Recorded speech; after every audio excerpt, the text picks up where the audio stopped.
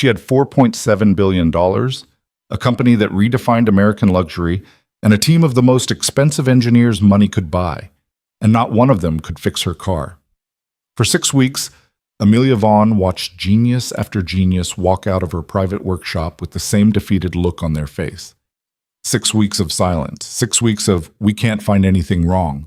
But the engine was wrong. She could feel it. Then a man walked through her side door carrying a rusty old toolbox and changed everything she thought she knew about intelligence, success, and what it actually means to listen.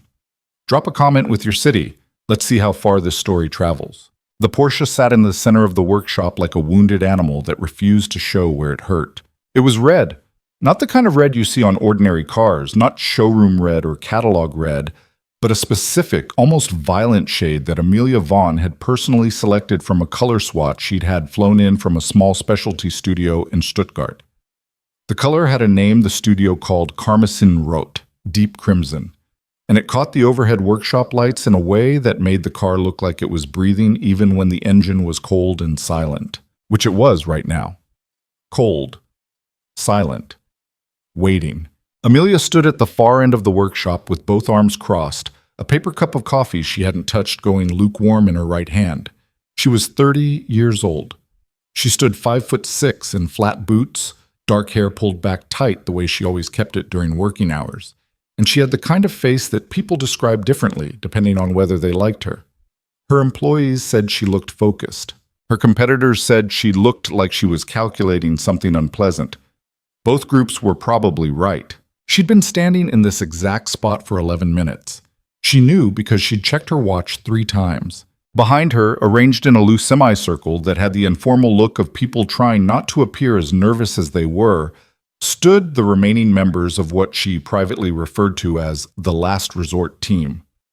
4 engineers, 2 master technicians from the manufacturer's own internal diagnostic division, 1 independent consultant who'd flown in from Frankfurt 2 days ago at a cost that made her CFO physically wince when he saw the invoice. They had all, every single one of them, run out of ideas. "Walk me through it again," Amelia said. She didn't turn around when she said it. She kept looking at the car. The Frankfurt consultant, his name was Dr. Werner Haas, and he had a CV that took up 4 pages and listed certifications from 3 different countries. Cleared his throat in the particular way that people do when they're about to say something they know won't land well. "Ms. Vaughn, we've completed the 3rd full diagnostic sweep. The results are consistent with the previous 2. Every sensor array, every data point, every performance metric, all of it reads within factory specification. The engine is, by every measurable standard, performing correctly. It's not. The data, I don't care what the data says." She finally turned around. "I've driven this car 43 times since delivery. I know what it sounds like at 7,200 revolutions per minute. I know what it feels like at 7,500. And somewhere between 7,500 and 8,000, something is wrong. It hesitates. It stutters. It's catching on something, and I need to know what." Werner opened his mouth. She raised one hand slightly, and he closed it again. "Before you say it again, I know what you're going to say. You're going to tell me that human perception is subjective, that minor variations in engine sound can be misattributed at high RPM, that what I'm experiencing might be driver sensitivity rather than mechanical fault." She tilted her head. "Am I close?" Werner had the decency to look uncomfortable. "The possibility was raised during our review, yes. The possibility was raised." She set the paper cup down on the nearest workbench with a small, controlled click. 43 drives, 6 weeks, 7 specialists, including yourself, Dr. Haas, who I paid $11,000 to fly here from Germany and whose diagnostic equipment fills an entire freight pallet in my loading bay. And the conclusion we've arrived at is that maybe I'm imagining it." Nobody spoke. Outside the workshop, the wind came off the New Jersey hills in a long, slow push that rattled the high windows near the ceiling. It was early March, the kind of cold that had given up being dramatic and just settled into everything like damp in an old house. One of the technicians, a younger guy named Marcus who'd been with her company for 2 years and had never once, in Amelia's experience, offered an opinion that hadn't been specifically requested, shifted his weight from one foot to the other. We could run the RPM test again, he offered, with the audio capture running simultaneously. If there's an anomaly, it should... We've run the audio capture 4 times, Marcus. I know, He stopped. Sorry. Amelia looked at the car again. There was a long pause, the kind that had physical weight to it. Thank you, she said finally. All of you. Take the rest of the afternoon. She paused. Werner, my assistant will arrange your return flight. I'll have someone forward the final payment. Ms. Vaughn, if you'd like us to, Thank you, she said again, with a slight but unmistakable finality. They filtered out slowly, the way people do when they feel guilty about leaving.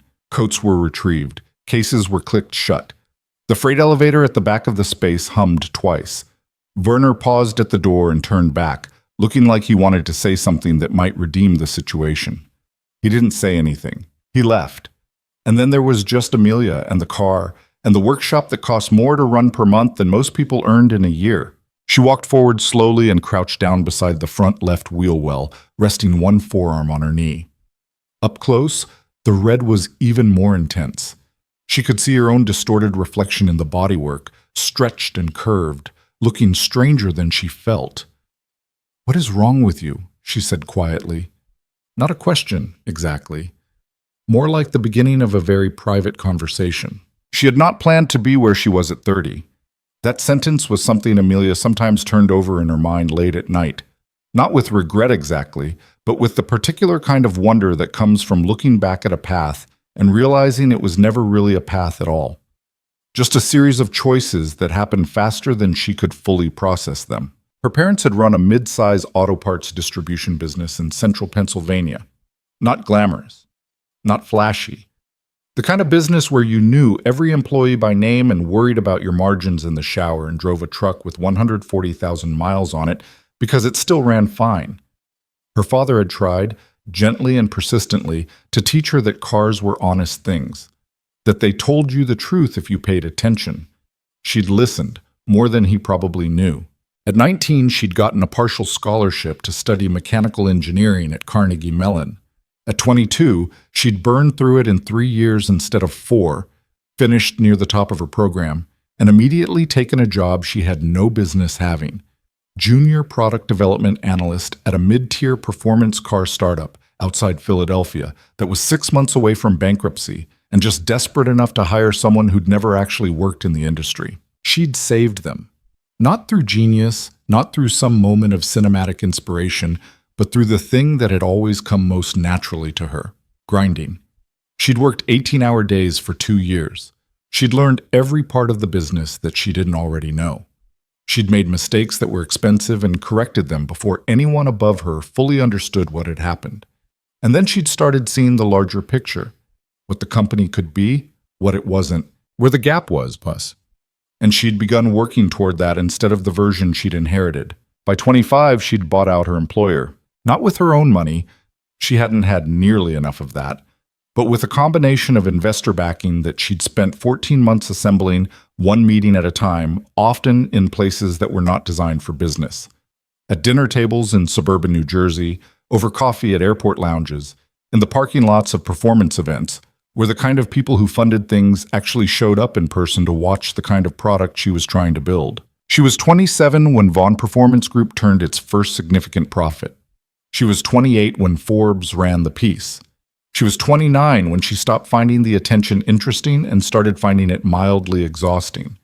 And now she was 30, crouched beside a car that nobody could fix, in a workshop that was hers in every way that mattered, listening to wind rattle the high windows. She was not a person who cried easily, hadn't been since she was maybe 15, and had learned in the specific way that teenage girls learn things that emotion, expressed too openly in certain environments, gets used against you. But there was something about this moment that sat in her chest at a weight she hadn't quite expected. It wasn't the money. It wasn't even the car, really. It was the fact that she knew she was right, and nobody had been able to help her prove it. That was the thing that wore on her. She'd spent the last decade building something that worked precisely because she trusted her instincts and then backed them with enough rigor that the instincts became hard to argue with.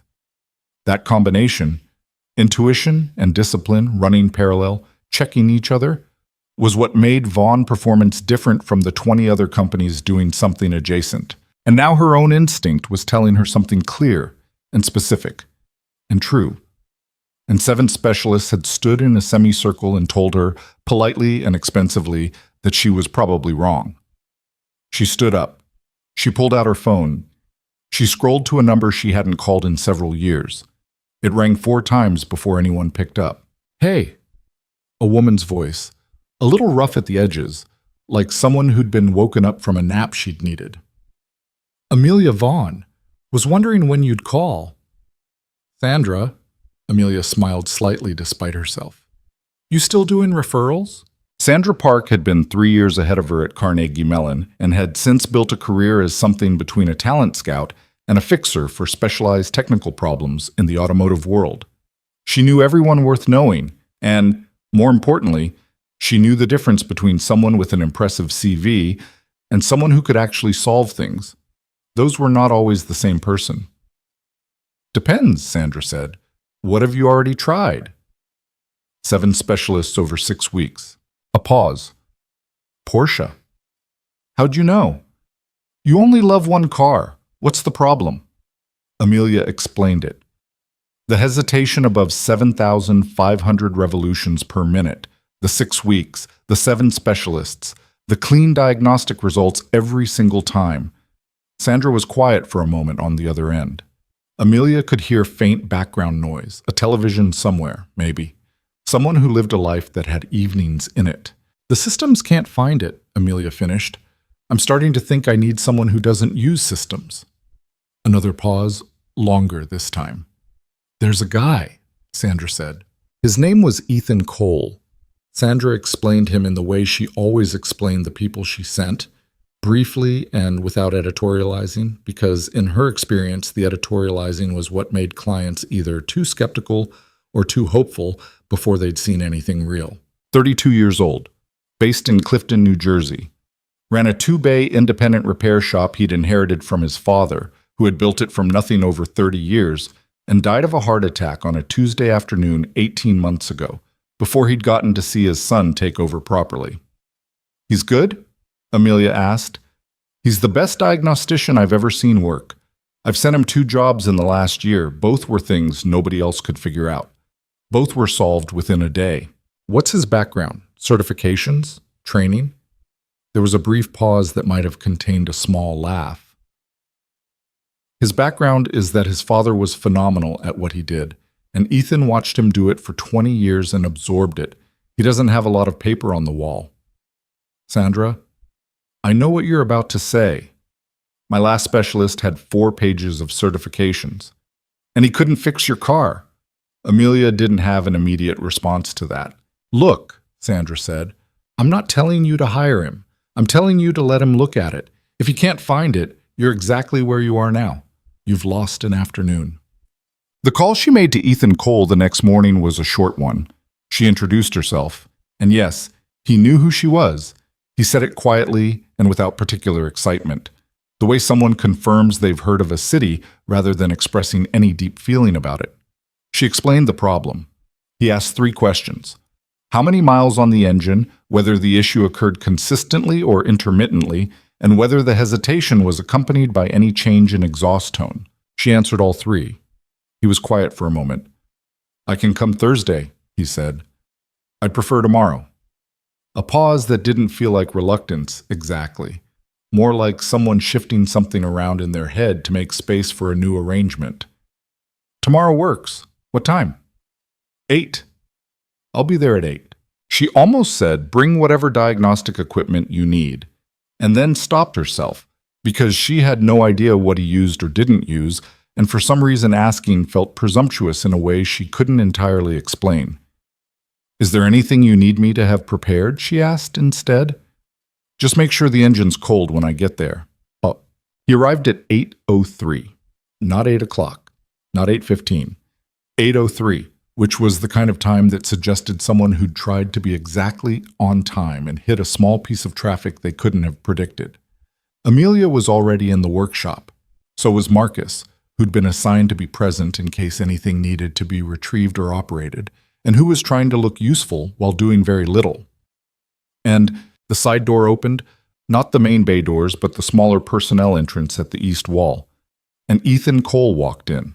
He was taller than she'd pictured from the phone call, which was its own kind of irrational reaction since phone calls gave you no information about height whatsoever. 6'1", maybe 6'2", with the kind of build that came from physical work rather than any particular effort at the gym, wide across the shoulders, but without the deliberate thickness of someone who trained for appearance. He wore dark work pants and a worn gray Henley under an unzipped jacket. His hair was dark and slightly too long, like a haircut that had been needed 2 weeks ago and kept getting postponed by other priorities. He carried a toolbox. Not a professional-grade case, not the kind of modular wheeled unit that Werner's team had arrived with, the kind made of aircraft aluminum with foam cutouts for each tool. This was a rectangular steel box with a lid, red paint faded and scuffed in the particular way of things that had been used rather than displayed, with a handle that had a piece of black electrical tape wrapped around one end where the original grip had worn through. It looked like something that belonged in a different decade. It looked, in Amelia's private, immediate assessment, completely out of place in her workshop. She felt herself forming a judgment and then felt herself noticing that she was forming a judgment and made a small internal note to hold it loosely. "Ms. Vaughn," he looked at her directly, not in an aggressive way, but in the particular way of someone who didn't see much point in looking anywhere else. "Ethan Cole." "I know." She shook his hand. His grip was firm without being performative. "Thank you for coming on short notice." "Not a problem." He looked at the Porsche. There was a brief silence, maybe 3 seconds, in which his expression didn't shift much, but something in his attention clearly did. It was like watching someone change frequencies. "You said engine's cold?" "Since last night." He nodded once, set the toolbox down on the floor beside his feet, looked at Marcus. "You're staying?" "If that's okay," Marcus said, slightly startled at being directly addressed. "Fine. Don't touch anything unless I ask." "Of course." Ethan looked back at Amelia. "Start the engine." She started the engine. The workshop filled with sound. The Porsche's flat 6 came awake with that particular voice it had. Not a roar exactly, more like a declaration. The sound bounced off the concrete floor and the steel walls and the high ceiling and created the kind of acoustic environment where you felt it in your sternum before your ears fully processed it. Ethan did nothing. He stood about 6 feet from the driver's side, hands loose at his sides, and he listened. His eyes went slightly unfocused, which was the thing that Marcus, watching from near the far wall, would later describe to a colleague as genuinely weird. Not in a bad way, just in the sense that it was unlike anything he'd seen a technician do in a workspace filled with equipment. He didn't move toward the car. He didn't crouch or lean or try to get closer to any specific part of it. He just stood there and listened with his whole body, the way someone might listen to a piece of music they were trying to memorize. 1 minute passed, then another. Amelia sat in the driver's seat, window open, watching him in the side mirror. She'd been told by multiple people across 6 weeks that she was imagining things. She had been told this carefully and in language chosen to be respectful while still communicating the essential message.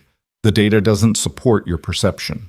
And now she was watching a man she'd never met stand in her workshop and give 60 seconds of his complete attention to a sound she'd been trying to explain to 7 specialists, and something in her chest did a thing she hadn't expected. It loosened, just a little, just enough to notice. "Give it some RPM," Ethan said. She pressed the accelerator steadily upward. The engine climbed. 4,000, 5,000, 6,000. The sound deepened and tightened, filling the workshop with that compressed, focused intensity that made the floor seem to vibrate slightly even through 3 inches of reinforced concrete. 7,000. 7,500. And there it was. The thing.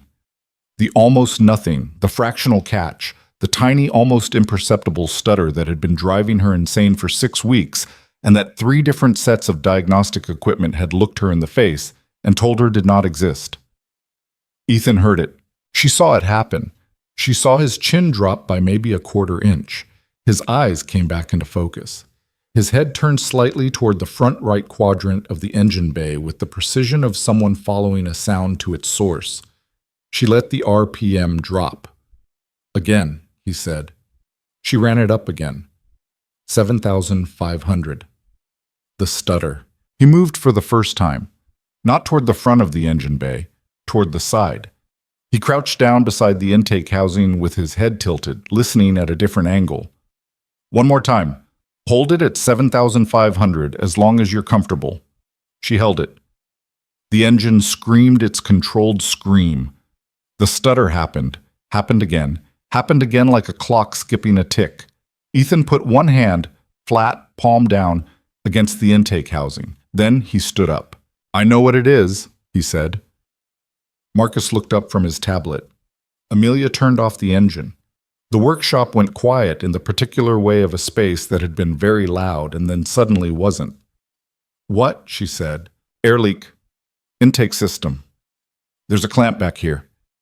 He moved to indicate a specific location deep in the engine bay, somewhere behind and below the intake manifold. That's loose. Not loose enough to throw a fault code. Not loose enough to cause a vacuum drop the sensors can measure at idle or mid-range RPM. But at the upper end, when everything's under load and pressure, it's allowing a small amount of unmetered air into the system. Your ECU is compensating for it the whole time, but right at that edge, the compensation can't quite keep up. He said this the way you'd describe the weather, not without confidence. The confidence was actually total, which was its own kind of unsettling, but without any theater in it. Amelia got out of the car. Nobody else found that, she said. Nobody else listened for it, he said. The sensors don't sit where the sound changes. You have to hear it from the right angle, and you have to know what you're hearing. He paused. It's a 40-year-old diagnostic technique, predates the sensor arrays. Can you fix it? He looked at the toolbox. I need the clamp. Do you have... Marcus, Amelia said. Supply cabinet B, third shelf. Marcus was already moving. He fixed it in 11 minutes. The clamp was the issue, not a major component, not a failed sensor or failing actuator or anything that had appeared in any of the 6 weeks of diagnostic reports, because, as Ethan had identified, it sat in a position where the air leak it created was small enough to be invisible to the data until the very top of the rev range, where it became audible to someone who knew how to listen. He pulled out the wrench, not the 40-year-old one actually. That was a detail that would get slightly embellished in the telling later, the way details always do, and worked it into the engine bay with the practiced ease of someone who had done this in dark, cramped spaces with worse tools than these. The clamp was down between the intake manifold and the firewall, behind a heat shield, in a spot that required a specific angle and the kind of patience that came from having done things the hard way enough times that inconvenient geometry stopped feeling like an obstacle. Marcus hovered nearby, not entirely sure whether he should offer to help or stay clear, and settling on a kind of hovering readiness that managed to accomplish neither. Amelia stood back and watched. She watched the way she always watched, when something was happening that she was still working out, with her full attention deployed but her expression fairly neutral, not giving away the assessment process happening behind it. She watched his hands, which moved without hesitation. She watched the economy of it. No wasted motion, no checking and rechecking, no pausing to consult anything. Just a man and a wrench and a problem he'd already identified. Got it? She asked. Almost. A pause. A sound of metal adjusting. Yeah, done. He pulled his arm out of the engine bay, wiped the wrench on a shop rag Marcus offered, a small, normal gesture that somehow struck Amelia as humanizing in a way she hadn't expected. He looked at her. Try it now. She got back in the car, started the engine, sat for a moment at idle, listening. Then she pressed the accelerator. Steadily, the way she always did it, the way she'd done it 43 times before, and each time hit that same frustrating hesitation at the top of the range. 4,000, 5,000, 6,000, 7,000, 7,500, 8,000, clean. The engine ran through it like it wasn't there. Like there was no ceiling, like the hesitation had been a seam in a road that had been repaved. The sound was different, fuller, more resolved, the way music sounds when a speaker has been fixed versus limping along with damaged components. She took it past 8,000, then past 8,200, and there was nothing. No catch, no stutter, just the engine doing exactly what it had been built to do. She sat with the RPM elevated for several seconds. Then she brought it back down and turned it off. The workshop was quiet. Marcus was staring at Ethan with an expression that he would later describe to several people as the moment he realized he'd been thinking about his job all wrong. Amelia sat in the driver's seat for a moment without moving. Then she got out. Ethan was already wiping his hands, looking at the engine bay with the expression of someone doing a final visual check before closing a chapter. "That's it?" she said. "That's it. A loose clamp. A loose clamp in a specific location, at a specific angle, where the air it was allowing in was in precisely the wrong place to show up in your sensor data, but exactly the right place to be audible at peak load." He looked at her. "It's not a stupid problem. It's an uncommon one. You found it in," she checked her watch, "under 2 hours. I found it in about 90 seconds, he said. The rest was getting to the clamp. She looked at him for a long moment. He met her eyes without difficulty, the way someone does when they don't feel they've done anything that requires apology or performance. "Can I ask you something?" she said. "Sure." "How did you know where to listen? The angle you used when you crouched down, you went right to that side. Most people go to the front of the engine." He considered this. Sound changes character when it bends around a component. The stutter had a specific quality to it, muffled in a particular way that told me it was behind something, not exposed. The intake housing sits where it would filter that exact frequency. So I went to the angle where I'd hear it least filtered. He paused. "It's hard to explain without doing it. Your father teach you that?" Something in his face shifted, not dramatically, just a slight adjustment, the kind that happens when someone's private world gets unexpectedly referenced in public. "Yeah," he said, "he did." She asked him to stay. Not in those words, not immediately, because Amelia Vaughn had not built a company by making important decisions in the first wave of an impression. But she asked him to sit for a few minutes, and she had Marcus bring 2 cups of coffee. Real coffee, from the machine in the executive office upstairs, not the watery stuff from the break room. And they sat on 2 stools near the workbench with the Porsche between them and the late morning light coming in cold and white through the north windows. "Tell me about the shop," she said. He told her. It wasn't a presentation. He didn't have a pitch. He spoke the way someone speaks when they're not trying to sound like anything in particular, with pauses where the actual thoughts were, with corrections when he realized he'd phrased something imprecisely, with the occasional detour into detail when a detail seemed important to him, and the occasional compression of something large into a single sentence when he felt the full version wasn't necessary. His father, Robert Cole, had opened the shop in 1989 in a 2-bay space he'd rented on a street in Clifton that had since been widened twice and rezoned once, and now had a cell phone store on one side of it and a dry cleaner on the other. He'd built the business on reputation, which in the repair world meant a kind of invisible compound interest. One person's good experience became 2, referrals became 6. Loyal customers became a name that people on certain streets said with a specific kind of trust. It had taken Robert almost a decade to build that, and he'd done it without advertising, without a website, and, for the first 8 years, without a functioning computer in the office. The diagnostic systems his competitors adopted in the mid-90s, Robert had watched with cautious interest. He used them when they were useful. He didn't use them when they weren't. He used to say the computer tells you that something's wrong, Ethan said. The mechanic's job is to figure out why. They're different questions. Most shops don't operate that way anymore, Amelia said. No, they don't. Is that a problem? He turned his coffee cup slightly on the workbench surface. It's a gap. It means there are problems that don't get solved because everyone's waiting for the system to flag something, and the system isn't built to flag everything. He looked at her. Which is how you ended up with a 6-week problem that was a loose clamp. She almost smiled. You don't pull punches. I wasn't trying to make a point. It just is what it is. She studied him. He looked back at her without particular self-consciousness. He had the quality. And this was something she was actively trying to categorize in real time, of not needing anything from her. Not her approval, not her being impressed, not the conversation to go in any particular direction. He was just there, occupying the space he occupied, answering questions honestly, and apparently completely at ease with whatever happened next. She found that deeply unusual. Her life, for the past decade, had been full of people who needed things from her. That wasn't a complaint.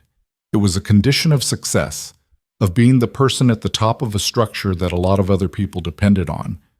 But it meant that everyone she interacted with had an angle, even when the angle was benign. Employees needed her confidence in them. Investors needed her performance. The press needed her narrative. Even people she counted as friends needed, in some quiet way, to be associated with what she'd built. Ethan Cole appeared to need absolutely nothing. "What does the shop look like now?" she asked. "Since your father passed." There was a pause that was less uncomfortable than it was simply real. "It's fine," he said. "I kept the same customers. Picked up a few new ones. I've got one mechanic who works with me part-time, guy named Phil, been there longer than I have. We keep busy." He wrapped his hands around the coffee cup. "It's not growing. I'm not trying to grow it. I'm trying to keep what he built."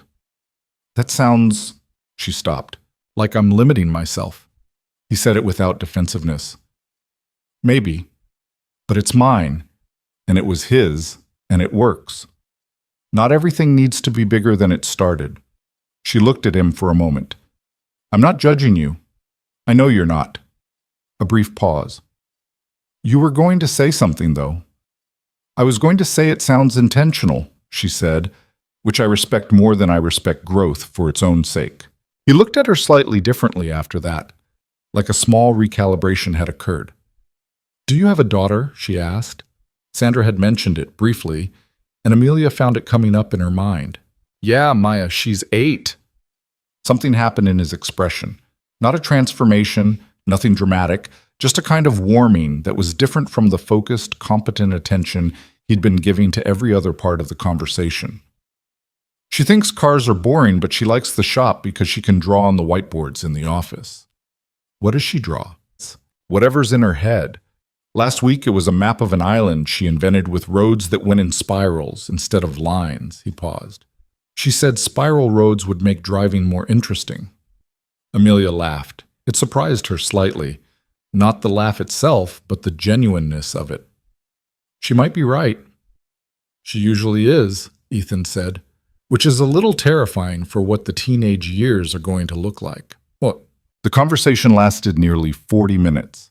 When Amelia finally walked Ethan to the side door, his toolbox in hand, jacket re-zipped against the March cold outside, she had already made a decision.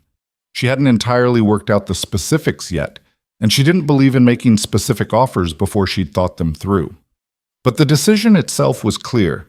She stood in the doorway and the cold came in around both of them and she said, "I want you to come back." He looked at her.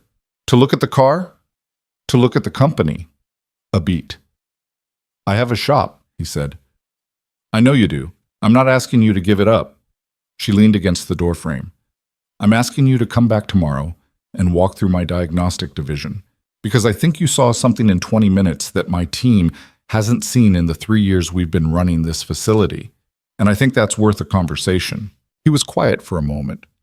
He looked at the sky above the parking lot, which was the flat gray of early March in New Jersey, the kind of sky that wasn't threatening anything, just reminding you that warmth was still several weeks away. "What time?" he said finally. 8. "I'll be here at 8. He walked to his truck, a 2009 Ford F-150, with a dent in the rear quarter panel and a sticker on the rear window that said Clifton Wrestling, and got in and pulled out of the parking lot at the kind of measured pace that suggested someone who was thinking about something other than driving. Amelia watched him go. Then she turned back into the workshop and stood for a moment in the cold doorway, looking at the red Porsche in the center of the room. The car that had been wrong for 6 weeks and was now right, fixed by a man with an old toolbox and the particular skill of knowing how to pay attention. Marcus was still at the workbench, scrolling through something on his tablet, and he looked up when he heard her come back in. "He's something else," Marcus said. Yeah, Amelia said. She closed the door. How did he know? I mean, how did he actually know from just listening? She looked at the car for a moment. His father taught him, she said. She said it simply, without embellishment, because it seemed to be the whole answer. He was back at 8:02.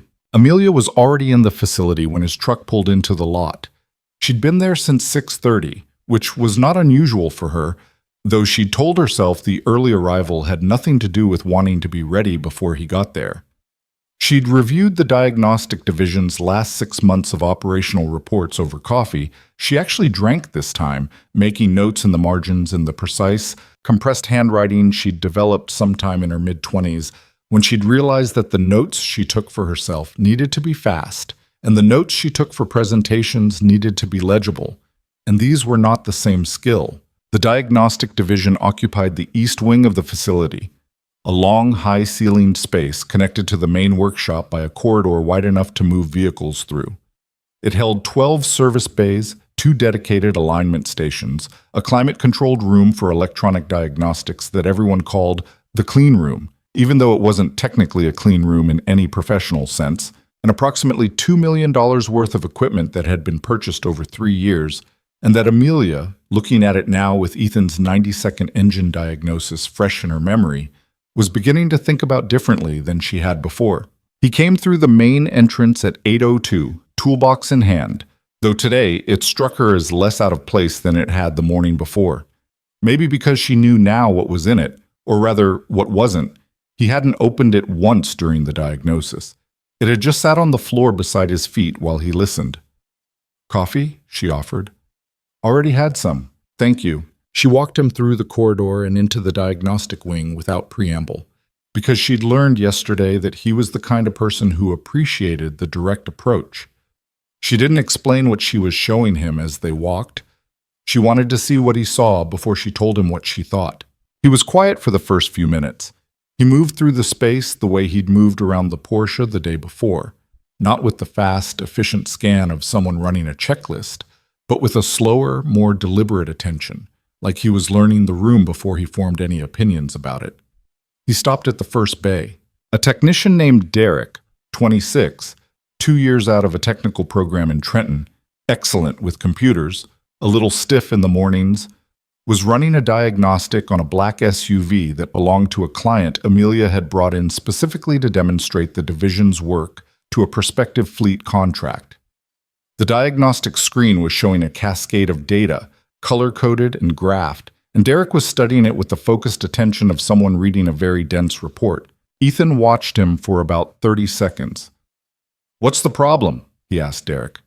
Derek glanced over, surprised to be addressed. He looked at Amelia briefly, who gave him the small nod that meant answer him, and turned back to the screen. Intermittent rough idle.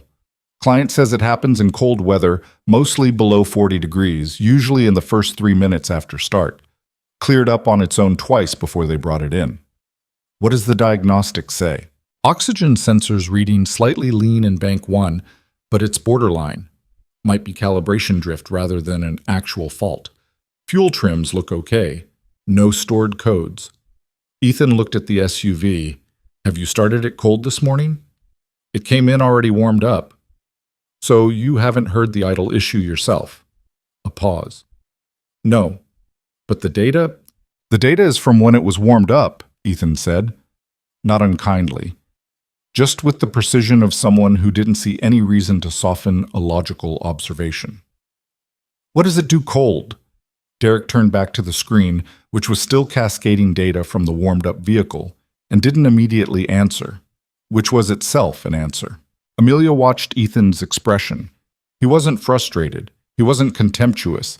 He was looking at the situation the way someone looks at a puzzle they recognize, not because they've solved it, but because they've seen the shape of it before. "Can I sit in it for a minute?" he asked. Derek looked at Amelia again. Amelia nodded. Ethan set the toolbox down, opened the driver's door, and got in. He didn't start it. He just sat there for a moment. Then he leaned forward slightly and put one hand on the dashboard, not pressing, just resting it there, and tilted his head the way he had in the main workshop yesterday. He got out after about 45 seconds. Fuel injector, he said. Number 3. It's not fully seating when it's cold. The spray pattern's off until it warms up enough for the seal to expand. Your oxygen sensor is lean because the combustion in that cylinder is incomplete, not because the sensor itself is drifting. Derek stared at him. You got that from sitting in it? I got that from the vibration pattern in the dashboard. The engine has a very slight irregular pulse at idle. Barely there, but it's there. It's different from the normal 4-cylinder firing rhythm. One cylinder's doing slightly less work than the others. He paused. You'd hear it if you sat in the car with the engine cold. On a warm engine, it's gone because the injector seal seats properly. Derek looked at the diagnostic screen, then at Ethan, then at the screen again. I've been running diagnostics for 40 minutes, he said. I know. Ethan picked up his toolbox. He wasn't rubbing it in. There was nothing in his tone that suggested satisfaction at the comparison. The diagnostics aren't wrong. They're just not asking the right question. Amelia stepped forward. Show him what you mean. Tell him the right question. Ethan looked at her for a moment, and she thought she detected something very brief in his expression. A quick reassessment of why she'd asked him to come, or perhaps a recognition that this was what the morning was actually for. The right question, he said, turning back to Derek, is not what is the system measuring. It's what is the system not built to measure. Sensors have a field of view. They're covering the things the engineers decided were most important to monitor, but problems happen in the gaps between what the sensors see. Your job isn't to read the data. It's to figure out what the data is missing. Derek was quiet. He had the look of someone who had just been handed a framework that contradicted a significant portion of their professional training and was now trying to decide what to do with it. How do you figure out what it's missing? Derek asked. You listen, Ethan said. You feel. You use what you've got. He looked at the SUV. Your hands and ears are sensors too. They just don't output to a screen. Tut. They spent the next 3 hours moving through the diagnostic wing. Not every bay. Not every problem. Amelia walked him through 6 situations she'd selected from the current service queue, 6 vehicles with issues that her team had been working on for more than 2 days without resolution. She'd chosen them specifically because she suspected they shared a common characteristic. The problem was real, but the data was clean, or the data was inconclusive, or the data pointed to 3 different possible causes with no way to distinguish between them. In 5 of the 6 cases, Ethan had an answer within 15 minutes, not always through physical diagnosis. 2 of the 5 he identified by asking the technician a series of questions that seemed almost too simple. When does it happen? Does it matter what the temperature is? Have you replicated it yourself? What does the customer say it sounds like? Pulling on the thread of the human account rather than the system report. In both cases, details that had been in the intake forms but hadn't been followed up on led directly to the problem. 1 of the 5 he diagnosed the same way he diagnosed the SUV, by getting into the vehicle and paying attention in a way that was completely analog, no instruments involved. The issue turned out to be an HVAC actuator that was intermittently sticking, causing a faint double click under the dashboard that was only perceptible from inside the car with the windows up. Every test had been run with the door open, which changed the acoustic environment enough that nobody had caught it. The 6th case was a hybrid drivetrain issue that did, genuinely, require electronic diagnostic equipment, and Ethan said so clearly. This one you need the tools for. There's no analog equivalent. He looked at the technician handling it, a woman named Rosa, who'd been with the company longest and who was, Amelia knew, the most technically credentialed person in the division. What does your data say? Rosa walked him through it without condescension, which Amelia appreciated. Rosa had every right to be defensive. She was the expert, he was the outsider, and he'd just spent the previous 2 hours casually solving problems her colleagues had been struggling with. But Rosa was also pragmatic, which was why Amelia had kept her through 2 rounds of restructuring, and she recognized a useful mind when she saw one. Battery management system is showing irregular thermal events, but the pattern doesn't match any known failure mode. It could be cell degradation, could be a software issue in the BMS controller, could be a sensor reporting incorrectly. How old is the pack? 3 years, 62,000 miles.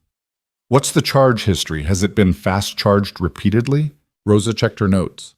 Client uses a level 2 charger at home, but the intake form shows they've used DC fast charging. She scrolled frequently, 3 to 4 times a week for the last 8 months. Ethan was quiet for a moment. That'll do it. Thermal stress on the cells from repeated fast charging. You're seeing cell degradation that's uneven across the pack because the thermal management can't compensate fast enough with that charge frequency. The irregular events aren't a BMS problem. The BMS is doing exactly what it should. It's just reporting a real thing. Rosa looked at her screen. That would be consistent with the data, but there's no fault code for that specific, because the system doesn't have a code for driver behavior caused this, Ethan said. It just has codes for states, not causes. You'd need to add a note in the client file about the charge pattern and talk to them about adjusting it before you do any hardware work, or the same thing will happen to a replacement pack. Rosa looked at him for a long moment. That's good, she said, not effusively, just with the honesty of someone who recognized useful thinking and saw no reason to withhold the acknowledgement. Thanks, he said. He said it simply, the way someone accepts a plain fact. Around noon, Amelia took him upstairs to the executive floor.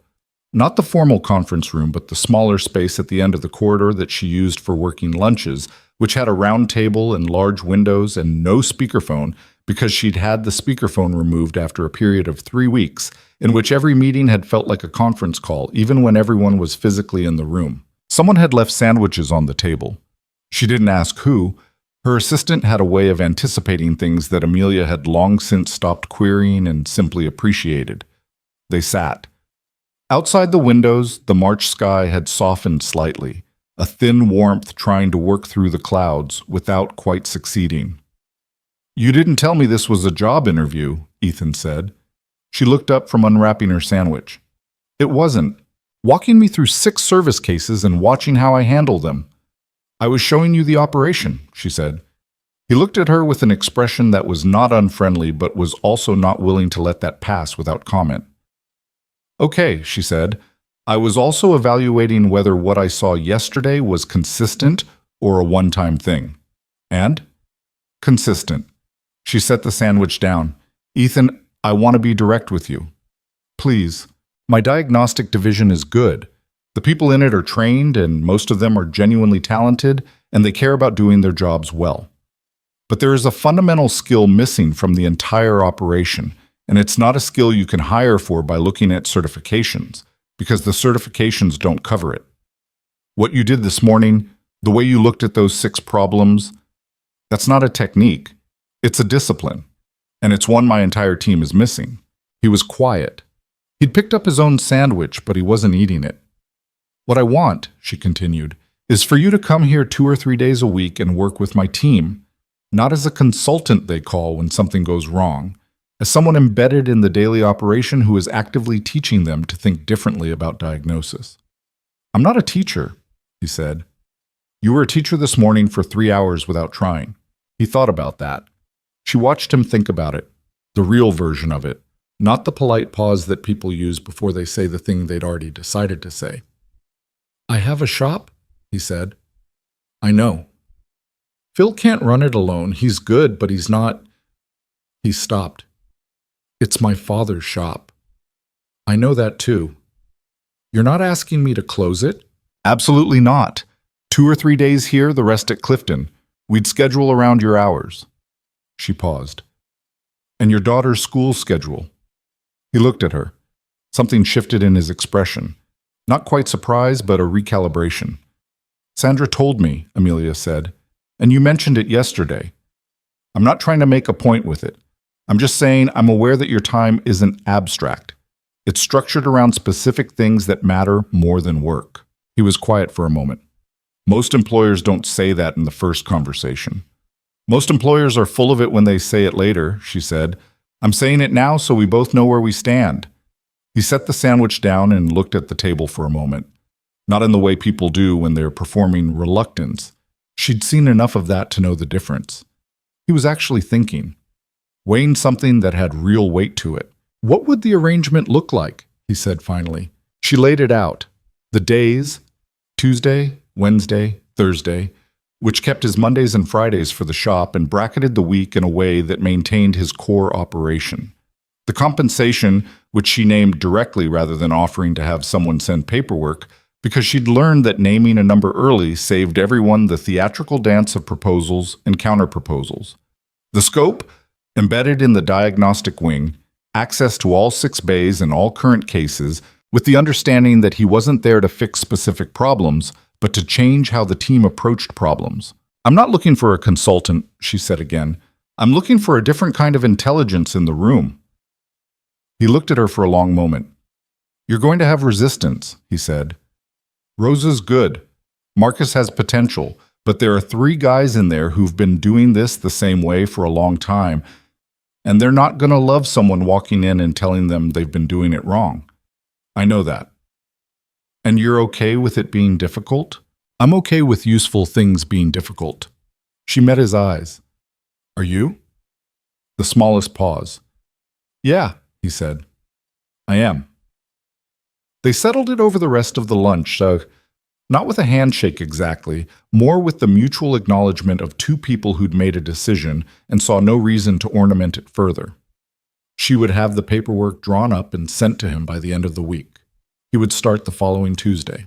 As she was clearing the wrappers from the table, she found herself asking something she hadn't planned to ask. "What was your father like in the shop?" He didn't answer immediately. He looked out the window at the pale March sky. "Quiet," he said finally. "Not unfriendly. He just didn't talk unless he had something to say," which sounds simple, but it's actually, most people feel silence because they're uncomfortable with it. He wasn't uncomfortable with it. He paused. He used to say the first thing you say after you've been quiet is usually the only thing worth saying. Amelia didn't say anything. Ethan seemed to notice this and smiled slightly. "Yeah. He sounds like someone who would have made a terrible dinner party guest," she said. He laughed. "A real one. Not polite, not performed, just the actual reaction of someone who'd been caught off guard by something that was genuinely funny because it was also genuinely true." "He would have been miserable," Ethan said. "He went to one work party with my mother in 1997 and came home after 40 minutes and sat in the driveway for 20 minutes before he came inside because he needed to decompress from it." "What did your mother do?" "She laughed at him." He paused. "She used to say he was only comfortable in 3 places: the shop, the kitchen, and the bleachers at my wrestling matches." A brief silence. "She passed 6 years ago. He went pretty quiet after that." Amelia looked at him. There was nothing she could say to that would be the right thing, so she didn't try to say the right thing. She just let it sit. "I'm sorry," she said, because that at least was honest. "Yeah." He picked up his water glass. "It was a hard couple of years for him. I think he just worked, which is what he always did, but more so." He set the glass down. The shop was the one place where what he knew was enough. He didn't have to be anything else there.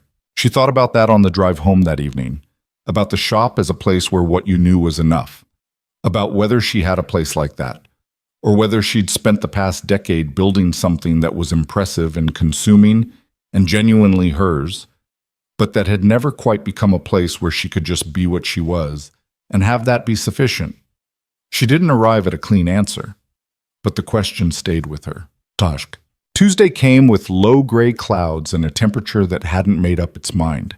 Ethan arrived at 8:02 again, which she was beginning to suspect was simply what his 8 o'clock looked like, the 2 minutes absorbed by finding a parking spot or the final stretch of a commute that had been otherwise precise.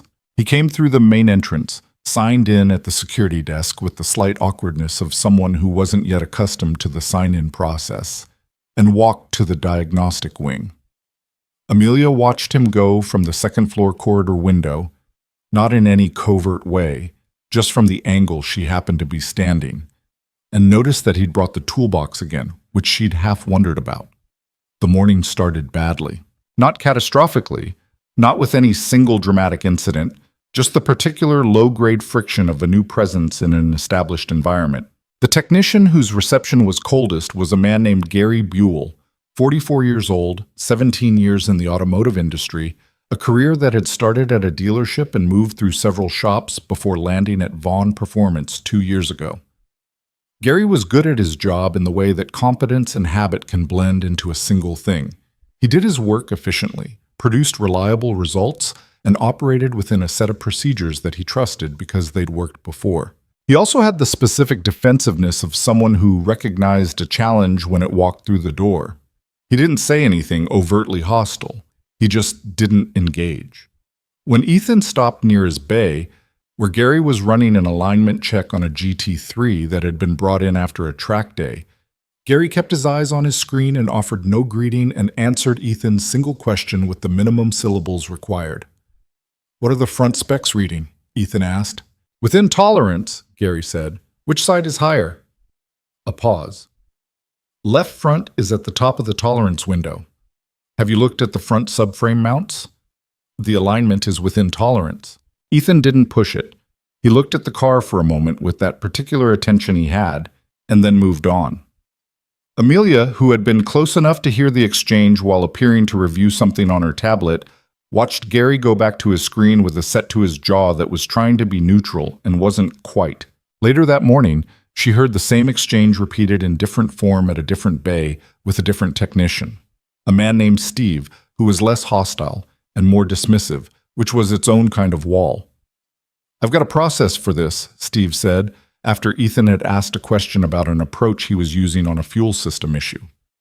"I know you do," Ethan said. "I'm asking whether the process has given you an answer." "I'm still running through it." "How long have you been running through it?" Steve was quiet for a beat too long. "Since Friday." "Okay." Ethan looked at the car. "Can I just listen to it for a minute?" "It's not a sound issue, it's a fuel delivery." "I know, I just want to hear it running." Steve stepped back with the body language of someone granting a request they fully expect to prove pointless. Ethan listened. 2 minutes. Then he walked to the fuel pump access under the rear seat, opened it, and put his hand on the housing while the engine ran. "Your pump's cavitating," he said. "Not failing? Not yet. But it's drawing in air intermittently, probably a small crack in the suction line above the fuel level. Your diagnostics are seeing the fuel pressure fluctuation, but not the cause because the crack only opens under certain conditions." He looked at Steve. "If you pressure test the suction line, you'll find it." Steve looked at him, then at the car, then back at him. "How do you he started. "The pump has a rhythm when it's healthy. This one has a very slight variation in it. You can feel it through the housing if you put your hand on it while the engine's running at light load." Steve put his hand on the pump housing. His expression changed. "I never—" He stopped. "Nobody ever told me to do that." "I know," Ethan said. "Most people don't. It wasn't a victory speech." He said it and moved on, and that was perhaps the most important thing about it. The absence of any performance around being right. He didn't linger. He didn't make Steve feel smaller than he needed to feel. He just said what he knew and moved. Amelia saw Steve watch him walk away with an expression that she recognized as the beginning of something. Not conversion, not enthusiasm, just the small, private acknowledgement that there was something worth paying attention to here. The day that changed the dynamic wasn't a Tuesday or a Wednesday. It was the following Friday, which was not one of Ethan's scheduled days, but which found him at the facility anyway because Amelia had called him at 7 in the morning about a vehicle that was due for delivery to a client at noon, and that had developed a problem overnight that none of her team could identify. He'd said he'd come. She hadn't asked him how this worked logistically, how he managed the shop, whether Phil could cover, whether this was a significant imposition. She'd just stated the situation, and he'd responded to it, and that was the transaction. He arrived at 7:40, and he was not in a good mood. Not with her, she was fairly sure. There was something behind his eyes when he came through the door that was preoccupied and slightly taut, a version of him that was different from the Tuesday and Wednesday versions. She didn't ask. She walked him to the bay and explained the problem, a McLaren 720S that had been in for scheduled service and had come out of the service bay the previous evening with a faint vibration under braking that hadn't been there before. The car was spotless and mechanically sound by every diagnostic measure, but the vibration was real. She'd driven it herself at 6 that morning in the empty lot to confirm. He looked at the car. He looked at the floor under it. "Who serviced the brakes?" he asked. "Derek." "Where is he?" "Bay 3. Ethan walked to Bay 3. Derek was in the middle of something else, but he pulled himself out of it because the tone of Ethan's approach suggested it was worth doing. "Tell me exactly what you did on the 7.2 OS brakes," Ethan said. Derek told him. The sequence was correct. The torque specs were right. He'd used the proper pads. "Did you clean the rotors before reinstalling?" "I used brake cleaner, standard procedure." "Did you let it dry completely before you put the pads back on?" Derek paused. It was a very short pause, the kind that answers its own question. "There was time pressure," Derek said. "The car was scheduled for—" "The solvent didn't fully evaporate," Ethan said. "It contaminated the pad surface. When the pad heats up under braking, the residual solvent—" He stopped. He took a breath. "It's okay. It's fixable. How long will it take you to pull the pads and replace them? Hour, maybe 90 minutes? Do it." He turned back toward Amelia, and she walked with him back toward the main space. "We've got 3 hours before the client comes," she said. "That's enough time." "What was the mistake, specifically?" He explained it. The solvent, the timing, the heat chemistry of brake pads during initial bedding. It was the kind of thing that experienced mechanics learned the hard way once and then never forgot. A gap between correct procedure and complete procedure. "Is this the first time Derek's made this mistake?" she asked. "I don't know. Have there been brake complaints before on jobs he's serviced?" She pulled out her phone and sent a message to her operations manager. The response came back in 4 minutes. 2 complaints in the past 8 months, both resolved under warranty, both involving brake work, both attributed to pad wear.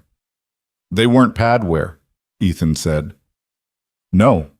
She looked at the message. "They weren't."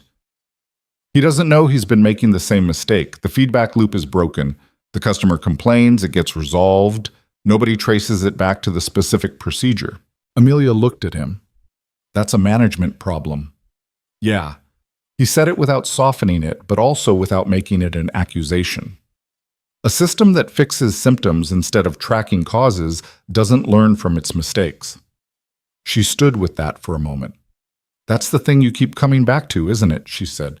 "Not what went wrong, why it went wrong." "The what resolves itself," he said. "The why is the only thing that prevents it next time." They stood in the corridor between the diagnostic wing and the main floor, and the facility hummed around them with its usual activity. Voices, the distant whine of a lift, someone's radio playing something country at a volume low enough to be almost but not quite unobtrusive. "Are you okay?" she asked, because the tautness she'd noticed in him when he came in hadn't fully gone. He looked at her, slightly surprised. Not offended by the question, just caught off guard that she'd noticed. "Rough morning," he said. "Maya?" A pause. "She had a hard night, wouldn't sleep.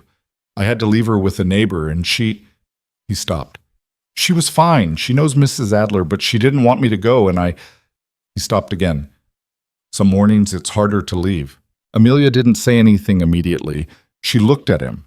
At this man who had walked in this morning, preoccupied and slightly taut, and had immediately, without complaint or hedging, fixed a problem that was going to cost her a client relationship if it hadn't been solved. "You can call her," Amelia said. "During the day, whenever. If you need to check in." He looked at her. I'm not being generous. I'm being practical.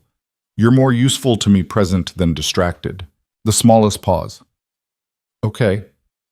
And if Mrs. Adler ever can't do it, I can—" She stopped. He raised an eyebrow. "I don't know why I started that sentence," she said. He looked at her for a beat that was slightly longer than the previous ones. Something in his expression was different. Not softer exactly, but less processed. Like a wall that had developed a very small crack, through which a little light was getting. "I appreciate it," he said.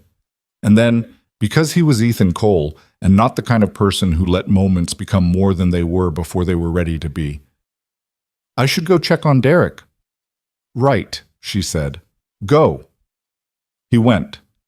She stood in the corridor for a moment after he left. Outside the high windows, the March sky had finally made a decision about temperature and landed on cold. The kind of cold that came in around window frames no matter how good the seals were. She became aware, standing there, that she was smiling. Not about anything specific, not in a way she could have easily explained if someone had asked. Just the particular unexpected thing of having a conversation, a real one, with a real person, in a real building where real things were happening, and finding, somewhere in the middle of it, that she was less alone than she'd been before it started. She'd built an empire, more or less, by the time she was 30. She'd filled her days with competent people and interesting problems, and the kind of momentum that kept you from noticing the quieter things. But here was the quieter thing, anyway.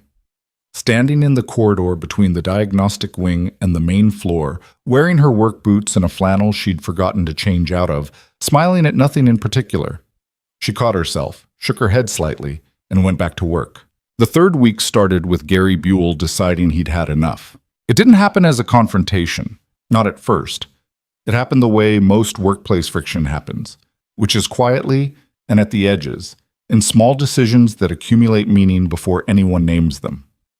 Gary started arriving a few minutes before Ethan on Tuesdays and Wednesdays, which in itself meant nothing, except that he used those minutes to set up his bay in a way that made it physically difficult to approach from the side angle Ethan preferred.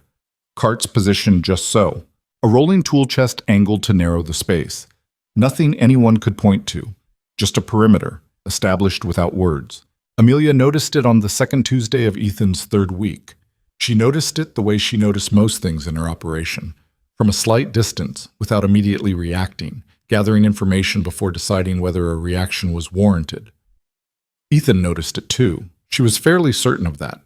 He just didn't respond to it visibly, which was either patience or indifference, and she wasn't sure yet which one. What ended the quiet phase was a car. It was a Porsche 911, not hers, a client's, a GT2 RS that belonged to a man named Richard Calloway, who was 48 years old, owned 3 commercial real estate firms, and had the specific combination of wealth and automotive passion that meant he both cared deeply about his car and was not shy about expressing displeasure when something went wrong with it. The GT2 RS had been in for a brake fluid flush and a cooling system inspection. It had come out of Gary's bay 3 days ago, looking perfect. That morning, Richard Calloway called Amelia directly. She took the call in her office upstairs, standing at the window the way she always did when the call was the kind that required her to not be sitting down. "The car is pulling left under heavy braking," Richard said.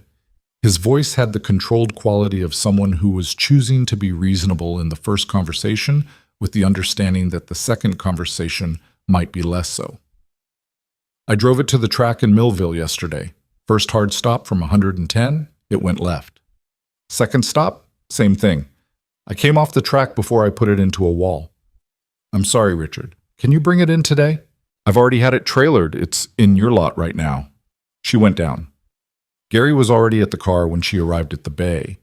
He'd gotten word before she had. Marcus had radioed the floor, and he was running a diagnostic with the particular focused intensity of someone who was both competent and slightly defensive, which in Gary's case was almost the same thing. Ethan was in the adjacent bay working on a fuel system issue when she arrived. He glanced over once and then went back to what he was doing. "What do you have?" Amelia asked Gary. "Brake bias looks fine. Pressure differential between front calipers is within spec." He scrolled through the diagnostic screen. "I don't see a fault." "He pulled left from 110 miles an hour, Gary." "I know. The data doesn't show." "The data doesn't show it," she said quietly, and something in the way she said it, not angrily but with a particular weight, made Gary stop talking. It was the same sentence Werner had used 4 weeks ago now, standing in this same general corner of her facility, and she had stood in her workshop and told Werner she didn't care what the data said. The phrase had a history now. Gary heard it. From the adjacent bay, Ethan said, "Can I look at it?" Gary turned. His jaw was set the way it got when he was holding something in. "It's my bay," Gary said. "I know." Ethan didn't look up from what he was doing for a moment. Then he set down the tool he was holding and turned. "I'm asking if I can look at the car, not take it from you. Look at it. The diagnostic is running." "I don't need the diagnostic." The workshop went quiet in the particular way it did when two things were about to resolve one way or another. Marcus, who had arrived 2 minutes ago and was standing near the wall with his tablet held in a way that suggested he'd forgotten it was in his hands, didn't move. Amelia looked at Gary.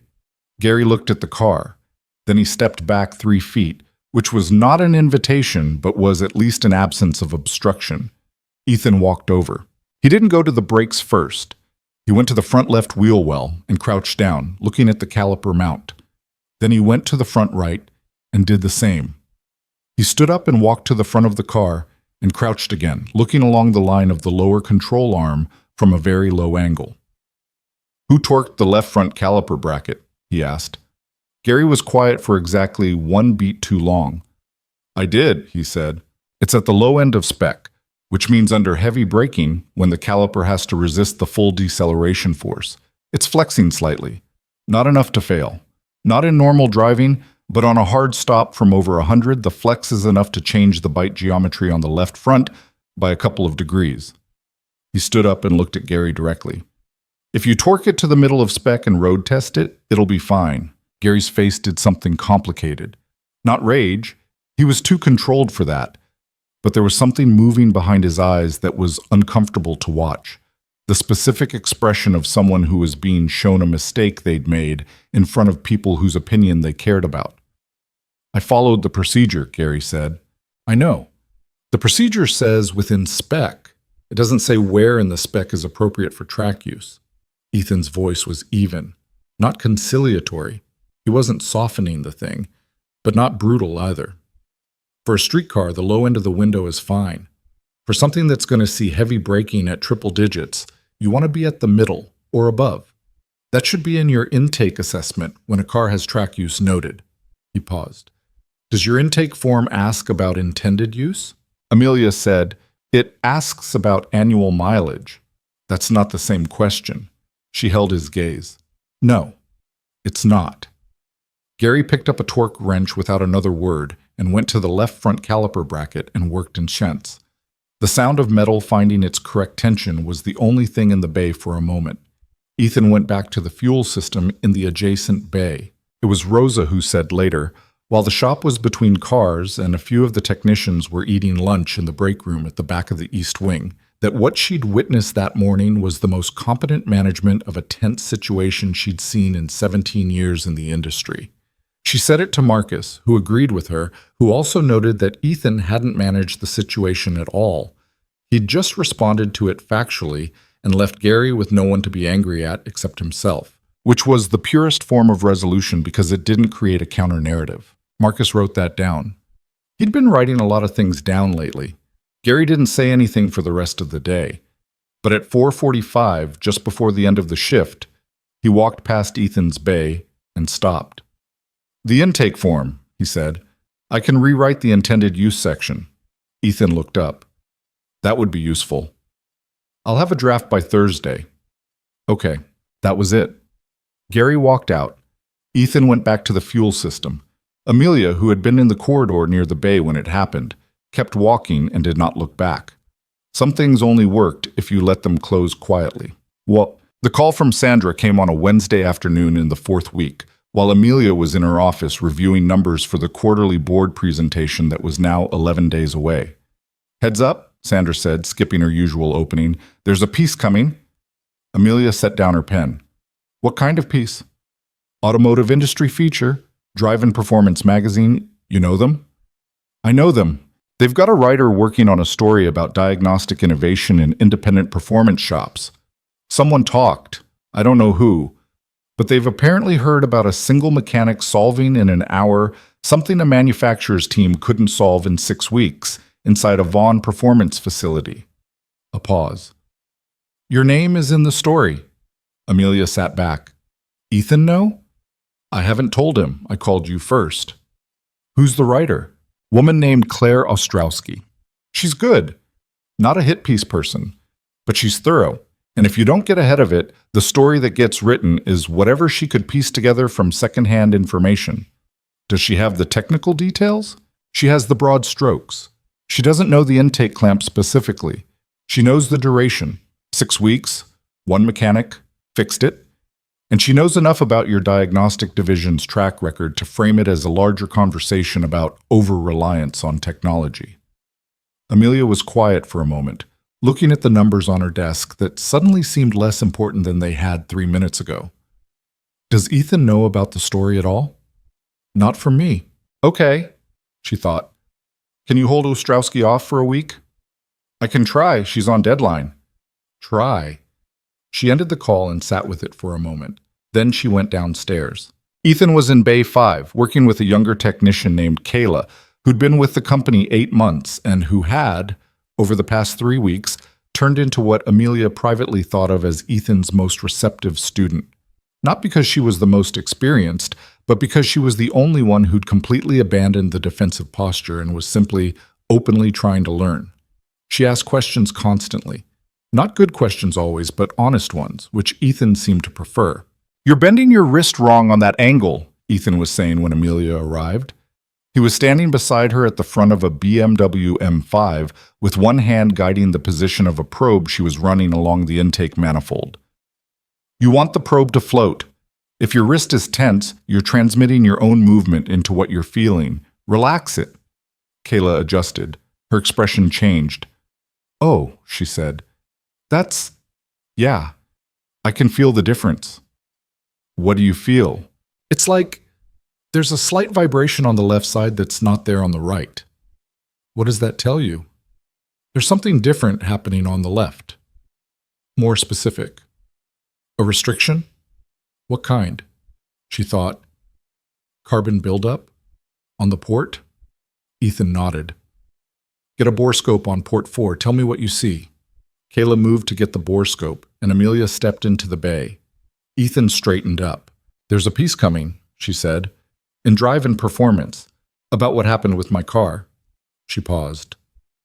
About you. He looked at her. His expression was neutral in the way of someone who needed a moment to decide what they thought before they showed it. Someone talked, he said. Apparently, I don't know who. Could have been any of the 7 specialists. Werner would be my first guess. Just because European consultants have a habit of building narratives around the clients they've worked with. Could have been someone on my team. What's the angle? Diagnostic innovation versus technology dependence. You fixing in 90 seconds what 6 weeks of specialists couldn't. It's not malicious, but it's going to draw attention.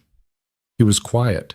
I wanted you to know before it became something you found out from someone else, she said. Okay. He looked at the BMW, then back at her. Does it matter if the piece runs? It matters for you more than it does for me. My company's name being attached to this story that's manageable. It's a good story for us, actually. But your name being out there connected to something that gets framed as mechanic embarrasses manufacturer specialists, that's a different kind of attention. People call the shop. People show up expecting something.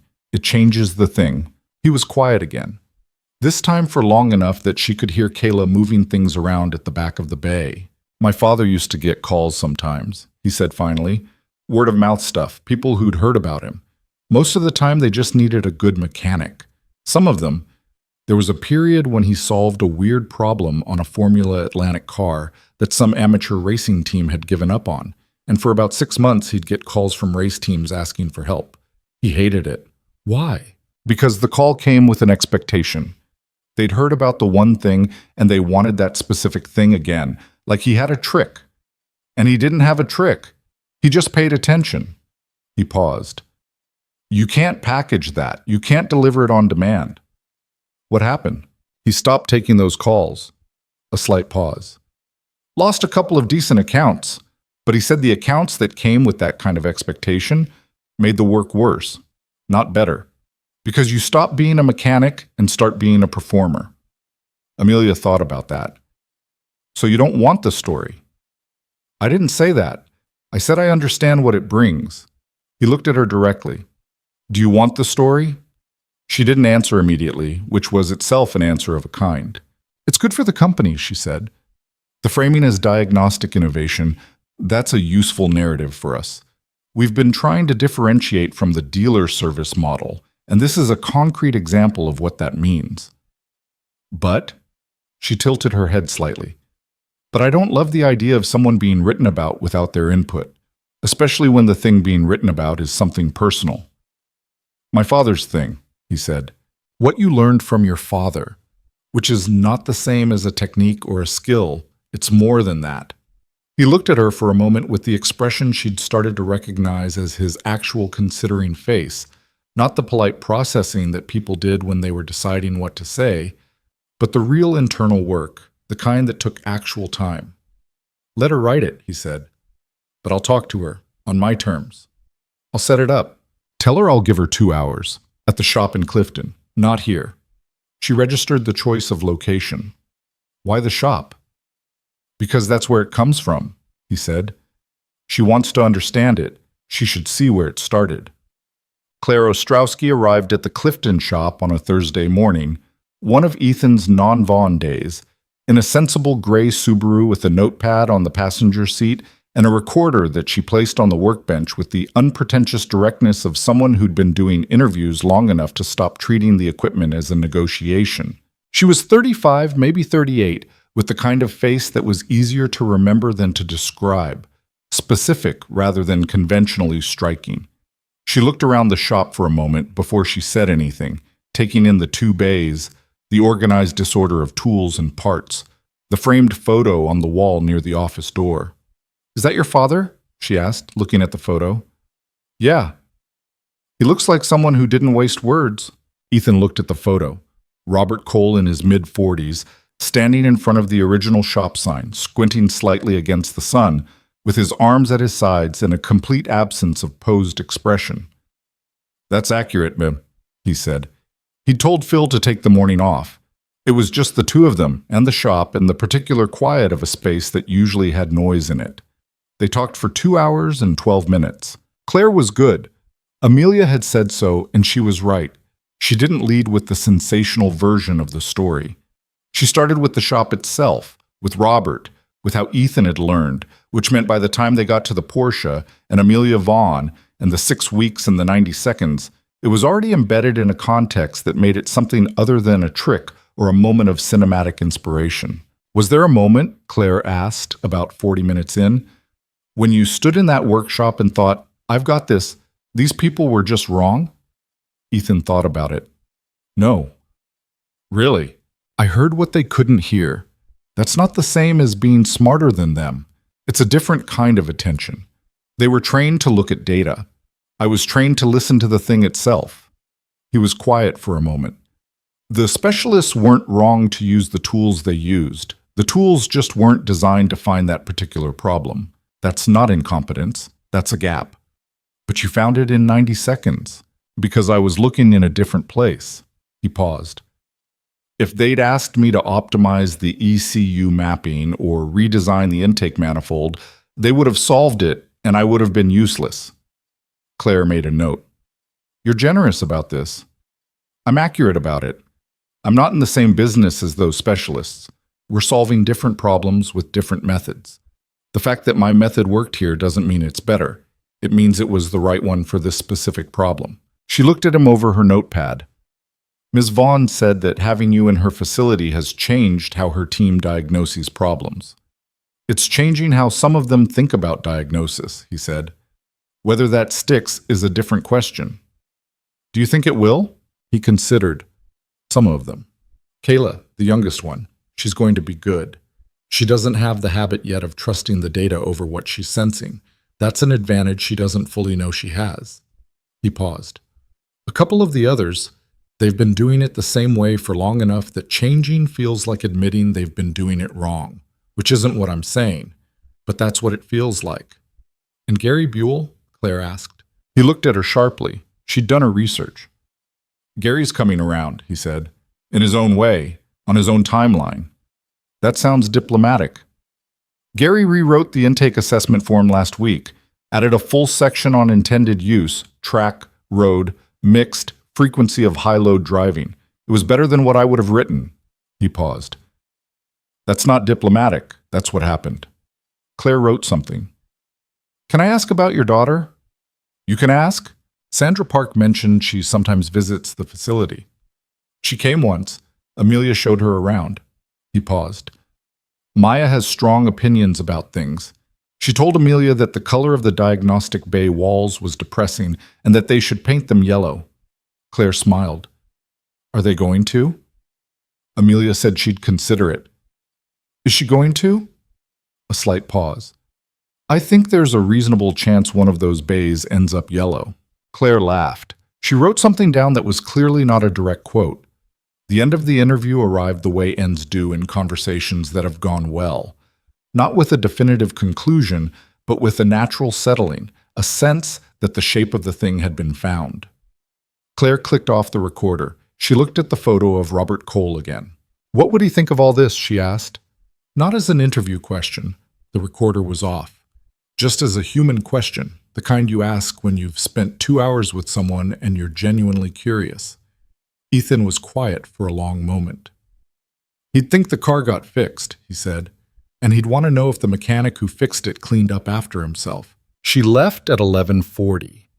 Ethan stood in the doorway of the shop and watched her pull out of the lot and then stood there another moment in the cold air before going back inside. He picked up a rag and wiped down the workbench she'd been sitting at, which hadn't needed wiping, but which gave him something to do while the morning settled back into ordinary time. The piece ran on a Tuesday, his day at Vaughn, 2 weeks later. He found out it was live because his phone started doing something it didn't normally do, which was ring. Not calls he expected. Numbers he didn't recognize. 2 before he got to the facility, 3 more while he was signing in at the security desk. He turned the phone over in his hand and looked at Marcus, who was walking through the lobby with a tablet and who had the expression of someone who'd already seen the piece. It went up this morning, Marcus said. How is it? Really good, actually. She did a good job. Marcus paused. The comments section is, I don't want to know about the comments section. That's probably smart. Amelia found him in Bay 2 around 9 o'clock. She had her phone in her hand and she was smiling in the slightly complicated way of someone who was pleased about something and was also tracking 3 other things simultaneously. The piece is good, she said. Sandra called me last night. Your phone was ringing when you came in. Yeah. How do you feel about it? He looked at the car in front of him, a Ferrari 488 that had come in with an intermittent misfire that Rosa had narrowed down to 2 possible cylinders and that he was now running a compression check on, not because the compression would definitively locate the misfire, but because the pattern of the numbers would tell him something about what was happening in the combustion chambers before the sensors registered it. Ask me in a week, he said. Fair. She looked at the Ferrari. Rosa says you think it's an injector. I think it's 2 injectors, 3 and 7. The compression is fine, but the combustion quality is uneven. You can hear it in the exhaust tone if you listen from the right angle. The ECU is compensating, but there's a lean condition in those cylinders that the lambda sensors are catching fractionally late. Can you confirm it without pulling the injectors? I can get a bore scope into the combustion chamber and look at the carbon pattern on the pistons. 3 and 7 will be cleaner than the others if the spray is off. Less fuel burning means less deposit. He paused. It takes longer, but it saves the disassembly time. She nodded. Do it. She was about to turn when he said, The piece mentions Maya. She stopped, turned back. I know, I read it. She held his gaze. Claire handled it carefully. She's just a detail in the larger story. I know. He was quiet. I'm not complaining. He stopped. Maya doesn't know about any of this. The Vaughn thing, the article. She knows I work here some days. She doesn't know it's... He looked for the word. A bigger deal than you've let it be? Amelia offered. Something like that. Do you not want her to know? He thought about it. She's 8. I don't want her to have a picture of her dad that's bigger than the one she already has. A pause. She thinks I'm good at my job because I fixed her bicycle and because I can tell what's wrong with the car by listening to it. That's enough for her. Amelia looked at him. There were things she could have said, but she recognized the ones that would land wrong. The reassurances, the you should be proud, because they were all variations on the same mistake, which was to add weight to something he was actively trying to keep light. Okay, she said. He looked at her. I'm not going to tell you to feel differently about it, she said. You get to protect your daughter from whatever you want to protect her from. That's yours. He held her gaze for a moment. Something in his expression shifted in the way it sometimes did. That small warming, that fractional drop of the guard. "Thank you," he said. "Go find the injectors," she said. "The client wants it back by Friday."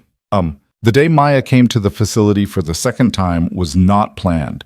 It was a Thursday afternoon in late March. Not Ethan's day, but he'd come in to do a follow-up on the Ferrari because Rosa had called with a question about the borescope images, and he'd wanted to see them in person. He'd called Mrs. Adler, who covered Maya's school pickups when he couldn't, and Mrs. Adler had answered with the particular slightly frantic energy of someone who had overcommitted their afternoon. "I can get her by 4:30, she said. "Is that okay? I've got my sister's thing at—" "It's okay," he said. "I'll figure something else out." He called Amelia because at that point, 4 weeks in, she was on his short list of people he could call about logistics, which was itself a change from where they'd started. "Bring her," Amelia said immediately. "She'll be bored." "She'll be fine. We have whiteboard markers." So at 3:05, Ethan picked Maya up from Clifton Elementary in the F-150 and drove to the facility with her in the passenger seat, asking questions with the relentless sequential logic of an 8-year-old who'd been sitting in school all day and had a lot of backed-up curiosity. "Is it the place with the red car?" "Yeah." "Is the red car fixed?" "It's been fixed for a month." "Can I see it?" "Maybe, if it's there." "Is the lady going to be there?" "Probably." "Is she nice?" He thought about the question longer than it might have required. "Yeah, she is." Maya absorbed this with the brief, complete attention that children gave to information that was actually useful to them. "Does she like cars?" "Very much." "She should get a yellow one." "Tell her that." When they arrived, Amelia was already downstairs. Amelia had not, as far as Ethan could tell, changed anything about her afternoon to be downstairs when they arrived. She had simply organized it so that she happened to be in the main workshop area at 3:15, which was not nothing. Maya got out of the truck and stood in the parking lot in her school jacket with her backpack on and looked at the building with the specific evaluative expression of a child forming a first impression. "It's bigger than I thought," she said. "You were here before," Ethan said. "I know, I just forgot how big." Amelia came out through the main entrance. She crouched down slightly, not in the exaggerated way adults sometimes did with children, just enough to reduce the height differential, and said, "Hi, Maya." Maya looked at her. "Hi." A pause. "Your walls are still gray." Amelia glanced at Ethan, who was looking at the sky with the expression of someone who was definitely not smiling. "They are," Amelia said. "Do you still think they should be yellow?" "Not all of them," Maya said, reconsidering. "Just one. Yellow's too much if it's everywhere." "Which one?" "The one with the most windows. Yellow looks good with light." Amelia stood back up. "Come inside and show me which one you mean." Maya looked at Ethan. He nodded. She took her backpack off, handed it to him without any ceremony, and walked through the main entrance beside Amelia like she was arriving somewhere she had a previous engagement. He stood in the parking lot for a moment holding her backpack, watching them go. Inside, he could see through the glass facade. Amelia and Maya walking through the main workshop, Maya pointing at things and Amelia responding, and then the two of them stopping at the entrance to the diagnostic wing where Maya turned to look at the wall beside the large north-facing windows and said something he couldn't hear. He went inside. He spent the next 90 minutes with Rosa going over the borescope images from the Ferrari, confirming that cylinders 3 and 7 showed the carbon pattern he'd predicted, which meant 2 injectors replaced rather than a full fuel system teardown. Rosa had already ordered the parts. She'd be done by tomorrow afternoon. "You're going to be out of a job if I keep getting this right before you ask me," Ethan said. Rosa looked at him flatly. "I called you because I already knew you were right. I just wanted you to explain why, so I could explain it to the client." "Fair enough." At 4:45, he found Maya in the small office at the end of the diagnostic wing that nobody used much and that had 2 large whiteboards on the facing walls. She was standing at the left board with a blue marker in her hand, drawing something large and complicated. He stood in the doorway. The drawing was, he wasn't entirely sure. It had roads and buildings, and what might have been trees and what was definitely a car, drawn from the side with a single figure standing next to it. The figure had a toolbox beside it. "What is it?" he asked. "A city," she said without turning around. "I'm not done." "Okay." He leaned against the door frame and watched her draw. Amelia appeared beside him a moment later, appearing from down the corridor with a cup of coffee that had materialized from somewhere, and they both stood in the doorway watching Maya add a road to her city that curved in an unusual arc toward the right edge of the board. "Spiral road?" Amelia said quietly. "Looks like it." They stood there watching for another minute in the quiet that existed inside a busy building when you found the right pocket of it. The city on the whiteboard grew. Maya narrated parts of it under her breath, not to them, just to herself, the private running commentary of someone building a world. "She's something," Amelia said, quietly. "Yeah," Ethan said. The late afternoon light was coming through the north-facing window at a low angle, the kind of light that made everything it touched look like it was about to become something important. Maya's shadow stretched long across the whiteboard as she drew, and the figure with the toolbox stood in the middle of her city, not going anywhere in particular, just there. The board meeting was on a Wednesday, which meant Ethan was in the building when it happened. Amelia hadn't told him about it specifically. It was a quarterly review, the kind of thing that happened 4 times a year, and that she prepared for with the same contained intensity she brought to most things, except that in the week before a board meeting, she slept slightly less and drank slightly more coffee and had a tendency to stop mid-conversation and look at something in the middle distance for 3 seconds before coming back. Her team knew the signs. They gave her a bit more room in those weeks, not because she asked for it, but because they'd learned. The board of Vaughn Performance Group had 7 members. 4 of them had been with the company since the early investor rounds. People who'd bet on Amelia at 24 and had been right, which gave them a particular brand of confidence in her that was genuine but not unconditional. The other 3 were more recent, brought on as the company scaled, and they had the different temperament of people who'd joined a proven enterprise rather than a gamble. The agenda item that mattered was under the heading Operational Efficiency and Diagnostic Division Performance, which was the kind of neutral language that contained a non-neutral conversation. Amelia sat at the head of the conference table on the 3rd floor, the real conference room, not the small working lunch space she preferred, and walked the board through 6 weeks of diagnostic division metrics: repair completion time, warranty claim rate, customer satisfaction scores, return visits for unresolved issues. Every number was better than the quarter before, not dramatically, not in a way that made the room gasp, but consistently and in the right direction, which in Amelia's experience was worth more than a single dramatic improvement because it suggested the change was structural rather than statistical noise. "The warranty claim rate is down 22%, said a board member named Howard Finch, who was 61 and had spent 30 years in private equity, and who read numbers the way some people read faces, quickly and looking for what they were trying to hide. "That's the biggest single quarter move in that metric since the facility opened." "Correct," Amelia said. "What changed?" She'd been waiting for this question and had 2 versions of the answer prepared. The version for a board meeting, which was clean and framed in operational language, and the actual version, which was more complicated and more interesting. She'd decided in the elevator on the way up that she was going to give them a version that was closer to the actual one. "We brought in an independent specialist with a diagnostic methodology that doesn't rely on electronic systems as the primary source of information," she said. "He's embedded in the division 3 days a week, and he's been working directly with the technical staff on how they approach problem identification. The improvement in the warranty rate is partially attributable to better first-time diagnosis accuracy and partially to changes in our intake assessment process. Specifically, how we collect information about intended vehicle use before any technical work begins." Howard looked at her over his glasses. "An independent specialist." "Ethan Cole. He runs an independent shop in Clifton. He was referred to me by Sandra Park. And his methodology is experiential rather than system-dependent," she said. "He diagnoses primarily by sensory observation, sound, vibration, physical response of components, and then uses electronic systems to confirm rather than to lead." It's a different sequence than what most modern shops use, and it catches things that fall into the gap between what sensors are designed to detect. Howard was quiet for a moment.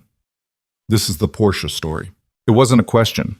The piece in drive and performance had apparently reached Howard's desk, which Amelia had assumed it would. That's where it started, she said. But the division results are the more relevant data. I'm not disputing the results. He set the report down on the table. I'm trying to understand the sustainability of it. You've got one person with a specific skill embedded in an operation that runs on systems. What happens if he leaves? That's the right question, Amelia said. The goal is not to be dependent on Ethan Cole indefinitely. The goal is to institutionalize the methodology, to rebuild how the team thinks about diagnosis, so that the skill becomes part of the division's DNA rather than one person's contribution. How close are you to that? She thought honestly. 3 months ago, I would have said we were nowhere near it. Today, I'd say we have 2 technicians who are genuinely developing the capability and 4 who are partway there. Gary Buell, who is my most experienced technician, has started incorporating sensory observation systematically into his process. He still leads with electronic diagnostics, but he's using physical checks to validate what the screens tell him, which is a meaningful change. And the others? The others are moving at different speeds. This kind of change doesn't happen uniformly. She paused. It's not unlike asking people who learn to navigate with GPS to learn to read a map again. The knowledge was always available. It got deprioritized because the easier tool worked most of the time. Getting people to use both isn't about making the easier tool go away. It's about restoring the habit of paying attention to what the tool can't see. Howard wrote something down. Across the table, a board member named Patricia Cho, who was 53 and had a background in organizational development, and who, in Amelia's experience, asked the questions that looked simple but weren't, said, "Does Ethan Cole want to stay?" Amelia looked at her. "That's not a rhetorical question," Patricia said. "You've described a specialist who has his own business, a specific personal structure around his family, and, based on the magazine piece, a temperament that's not particularly oriented toward institutional settings. What's his incentive to remain embedded in your operation long term?" It was the question Amelia had been sitting with for 3 weeks and hadn't fully answered. "That's a conversation I need to have with him," she said. "But..." She found him at 4:15 after the board meeting let out, and she'd spent 20 minutes in her office, staring at the wall, doing the post-meeting decompression that looked like nothing from the outside, but was actually a significant amount of internal reorganization. He was in Bay 5 with Kayla. They were doing something that looked, from the doorway, like a lesson and a repair simultaneously. Kayla had her hands inside the engine bay of a Lamborghini Huracan that had come in that morning with a cooling system concern, and Ethan was standing slightly back, not helping, watching her work with the particular focused patience of someone who understood that the learning happened in the doing and not the watching. "What do you feel?" he said. Kayla had her left hand on the upper coolant hose and her right on the thermostat housing. Her eyes were closed, which Amelia noticed from the doorway with something that registered as gratitude. 6 weeks ago, no one in this division would have closed their eyes while diagnosing anything. "The flow is inconsistent," Kayla said. There's a slight pulse that's faster than the pump cycle, like something's interrupting it upstream." "Where upstream?" "Before the thermostat. So what does that tell you?" A pause. "The thermostat's not the problem. Something's causing back pressure before it gets there." "Good. Now open your eyes and tell me how you'd confirm it." Kayla opened her eyes. "Pressure test the upper circuit. If there's back pressure, I should see it spike at the point where the restriction is." "Do it."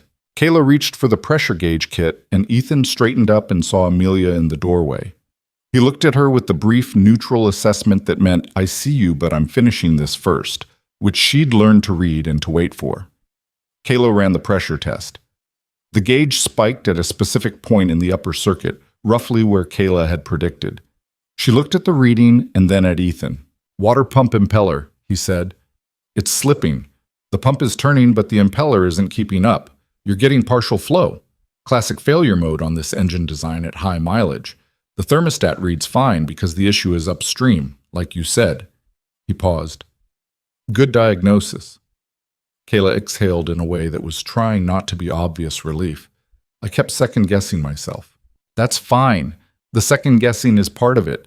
You just have to keep going past it rather than stopping at the doubt. He moved toward the doorway, and Amelia stepped back into the corridor. Nice work.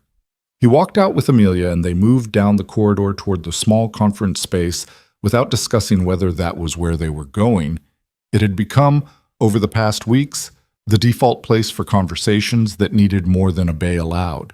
He sat. She sat across from him.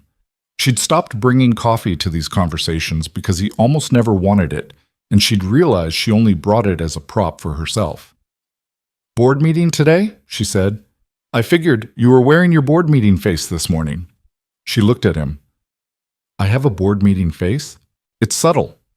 Your jaw is slightly tighter, and you walk a bit faster than you need to." He said it without particular expression. "It's not a criticism. Everyone has a tell." She filed that away. The diagnostic division results were well received. Howard Finch asked about sustainability, specifically whether the methodology could outlast your presence here. "What did you tell him?" "I told him it was a conversation I needed to have with you." He looked at her steadily. "Patricia Cho asked whether you'd want to stay long-term. She framed it around your temperament and your personal structure." Amelia paused. "She's perceptive. Those are the right questions." "What are you asking me?" he said. Not defensively, just cutting to the actual thing. "I'm asking what you want this to look like." She held his gaze. "Not what works logistically, what you actually want." He was quiet for a long moment. Outside the window, the late April afternoon had finally brought real warmth, the first week that felt like spring had decided, rather than was still considering. The parking lot below had that particular quality of light that made even pavement look like it belonged somewhere. "I want the shop," he said first. "That doesn't change? Monday, Friday, and whatever bleeds over from those days. That's the shop's, and it stays that way." "Understood. Phil's getting older. He had a back thing in February that he's not fully recovered from. I need to be thinking about what happens at the shop in the next couple of years." This was the first time he'd mentioned Phil's health. She registered it. "Okay." "And Maya's, her schedule changes next year. She's going to have activities, later days, different pickups." He paused. "I don't know exactly what that looks like yet. So what you're telling me is that the arrangement needs to stay flexible. I'm telling you that I can commit to what I've been doing. Take 3 days, the hours we've discussed, the scope we've established. I can't commit to more than that, and I don't want to be in a position where more is expected without asking." "That's fair," she said. "Is there a version of more that you'd want?" "Not now. Eventually." He looked at the table for a moment. "The training piece," he said. "Kayla, Marcus, Rosa's already good, but the younger ones. If there was a more structured program, not a curriculum in the classroom sense, more like I work with them over a longer period, we build it as a discipline rather than a supplementary skill. A diagnostic apprenticeship. Something like that." He looked up. "But it can't be the kind of thing that has a name and a brochure and gets turned into a marketing point before it actually works. I've seen that happen with trades programs. The branding comes before the substance, and then the substance never catches up." She almost smiled. "I wouldn't do that. I know you wouldn't intend to. But the institutional pressure to turn things into something communicable to a board, that's real. Patricia Cho's going to want to put it in a report." "Let me worry about the board," she said. "You worry about Kayla and Marcus." He held her gaze. There was something in his expression that was working out whether to say what he was about to say or to hold it back, which was its own tell. He almost never held things back for long. "What do you want?" he said. "Not the company. You." She didn't answer immediately, which for Amelia was unusual. She was generally quick to assess, quick to respond, quick to move to the next thing. The pause was real. "I want the division to actually change," she said. "Not the metrics. The actual thing. The way people in that room think about what their job is. I want Gary Buell to, 2 years from now, teach someone else what you've been teaching him. Because it's become so natural to how he works that he doesn't think of it as a different methodology anymore." He just thinks of it as good mechanics. That might happen, Ethan said. Gary's stubborn, but he's proud. Once he owns something, he owns it fully. I've noticed that. She paused. I also want... She stopped. He waited. I want this, she said, gesturing at the space between them, which was an unusual gesture for her, imprecise in a way that was slightly out of character. Whatever this is, the thing where someone tells me the true version of something instead of the version they think I want to hear. He looked at her for a moment. Most people in your position pay consultants significant money for that. Most consultants tell me the version they think will get them rehired. She met his eyes. You told me the intake form was asking the wrong question on the second day you were here. You didn't wait to see whether I'd receive it well. I figured you'd either fire me or take the point. Which did you think it would be? 50-50, he said. I figured it was worth it either way. Something settled between them in the room that was different from the previous week's conversations. Less provisional, somehow. Less arranged around the shape of what things were professionally and more around the shape of what they were actually. Amelia looked at the window, at the parking lot below with its late April light. Stay, she said, for as long as it makes sense and we keep being honest with each other about when it stops making sense. He was quiet for a moment. That's an unusual employment arrangement. It's an honest one. Yeah, he said. Okay. The crisis came in the second week of May. It came, as crises usually do, from a direction that wasn't the one anyone was watching. Not a client complaint, not a board pressure point, not Gary Buell or the drive and performance fallout, or any of the things that had been actively managed. It came from Phil. Ethan called Amelia at 7:20 on a Tuesday morning. Not his usual check-in. The call had a different quality in the first 2 seconds. She heard it before he said anything, the particular compressed tension of someone who was managing something difficult, and had called her because she was on the list of people he called when he was managing something difficult, which she recognized as the thing it was. Phil had a fall, he said. Last night. He's okay, nothing broken, but he can't work. Doctor says minimum 6 weeks, possibly 8. Ethan, I can't come in today. I need to be at the shop. Of course, don't. I might not be able to come in for a while. I need to figure out what the shop looks like with just me running it. Whether I can hire someone fast enough to cover. She sat down. She was in her car, in the facility parking lot, having arrived at her usual 6:45, and the morning had been entirely ordinary until 45 seconds ago. What do you need? She said. I don't know yet. He sounded tired in a way that wasn't about last night's sleep. I'll know more by end of day. Whatever you need from this end, time, resources, connections to find someone good, tell me. I know. A brief pause. I'm sorry about the timing. Don't apologize for Phil falling down, she said. Call me tonight. He called at 9:30 p.m. Maya was in bed. He was in the kitchen of his apartment in Clifton. She could hear the specific quiet of a home after a child has gone to sleep, which was a particular kind of quiet she'd noticed before when they talked late. Phil's sister lives in Pennsylvania, he said. She's coming up for the first 2 weeks. He's going to be okay. It's just mobility. He can't stand for extended periods while the hip heals. Can you run the shop alone for a few days while you find coverage? Physically, yeah. The schedule is manageable this week. I've got 3 jobs booked. One of them's a big service that'll take me most of Wednesday. He paused. The problem is the Vaughn days. I can't be in 2 places. I know. If I can find someone decent for the shop by next week, take whatever time you need, she said. The division will manage. Will it? It was a real question, not self-deprecating. He genuinely wanted to know. She thought about it honestly. Rosa and Kayla will hold it. Gary's methods have changed enough that he's not going to backslide significantly. Marcus has been taking notes for 2 months, and he understands the framework better than he gives himself credit for. You've been watching them. Constantly. And? They're not you, she said. But they're not who they were 6 weeks ago either. The foundation is there. She paused. I need you to believe that, because you built it. A silence on the line. There's a guy I know, Ethan said finally. He worked at a dealer in Hackensack for 12 years and he's been freelancing for the last 2. Name's Danny Reyes. I've seen him work. He's honest and he's good with his hands. He might be available.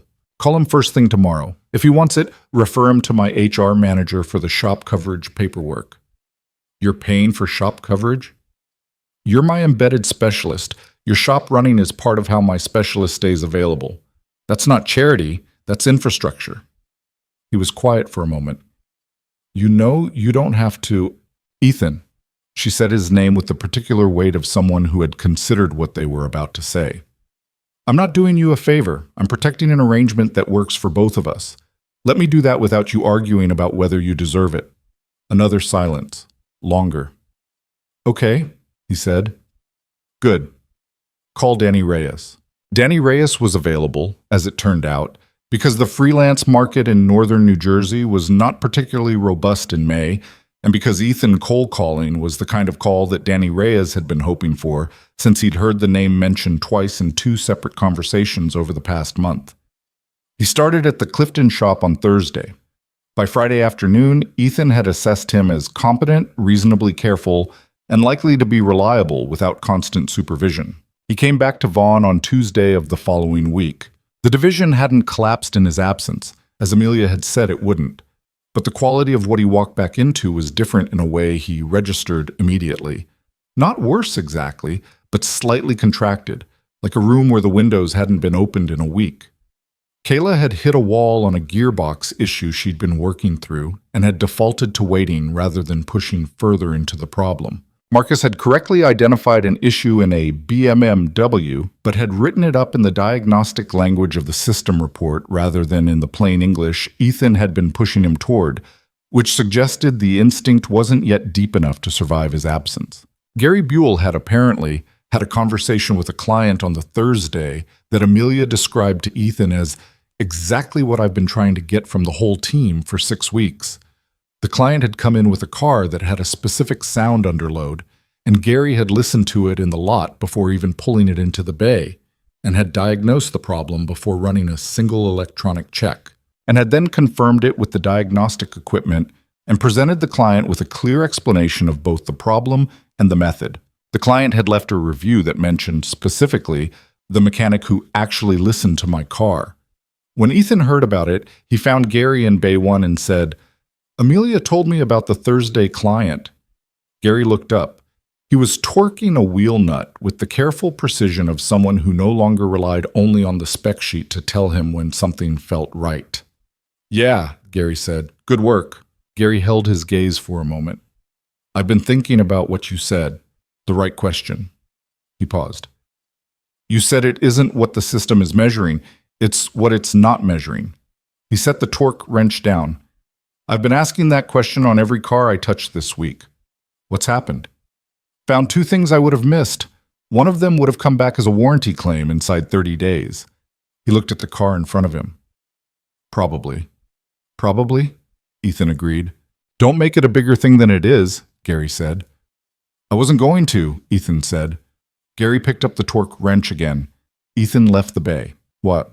The evening it shifted, and there was an evening, a specific one, where something between Ethan and Amelia moved from one category into another without being named. It was a Thursday in mid-May that Amelia would later have difficulty reconstructing in its full sequence, but that she remembered clearly in its emotional shape. She'd worked late, not unusually. She often worked until 7 or 7:30, the kind of hours that come naturally when you own something, and the line between work and the rest of your life has been blurry so long it's not really a line anymore. Ethan had also stayed late, which was unusual for a non-Vaughn day. He'd come in at 3 p.m. to look at something Rosa had flagged, and had still been in Bay 3 at 6:45 when she came downstairs to get something from the ground floor. The facility was mostly empty. The last technician had left at 6:15. The cleaning crew wouldn't come until 9. The workshop had the particular quality of spaces that are designed for noise and activity and are currently hosting neither. She found him in Bay 3 with the engine of a 911 GT3RS open and a standing work light illuminating the engine bay, sitting on a stool with his forearms on his knees, doing what she recognized now as his thinking position. The slight forward lean, the unfocused gaze, the posture of someone whose body had been put in standby while the mind ran. She stood in the doorway of the bay. "You're still here," she said. He looked up. "So are you." "I'm always here. You don't have to be." "The cam timing is off on cylinder 7, he said. "I'm trying to decide whether it's the chain tensioner or whether someone adjusted the cam at the previous service without documenting it." "Rosa's problem can wait until—" "I know. I'm not staying because of Rosa's problem." He looked at her. "I'm staying because this is where I ended up at 6 o'clock, and there's nowhere else I need to be until 8. She walked into the bay and leaned against the workbench across from him, arms crossed, the work light between them. The engine of the GT3RS sat open, all its mechanics exposed, the kind of visibility you only got when something was wrong and you needed to see everything. "Phil's doing better," he said. "Got a text from his sister this afternoon. He's walking short distances." "Good. Danny Reyes is working out, slower than Phil, but thorough. He doesn't improvise, which in a new situation is probably the better trait." "Yeah." They were quiet for a moment. The building made its small sounds around them. The HVAC cycling down for the evening, a distant click from somewhere in the structure. "Can I ask you something?" Ethan said. "You can always ask me something. When was the last time you drove the Porsche?" "For yourself." "Not a test drive. Not to verify something. Just drove it." She thought about it, actually thought about it, which told her something. "I don't know," she said. "Weeks." "Why not?"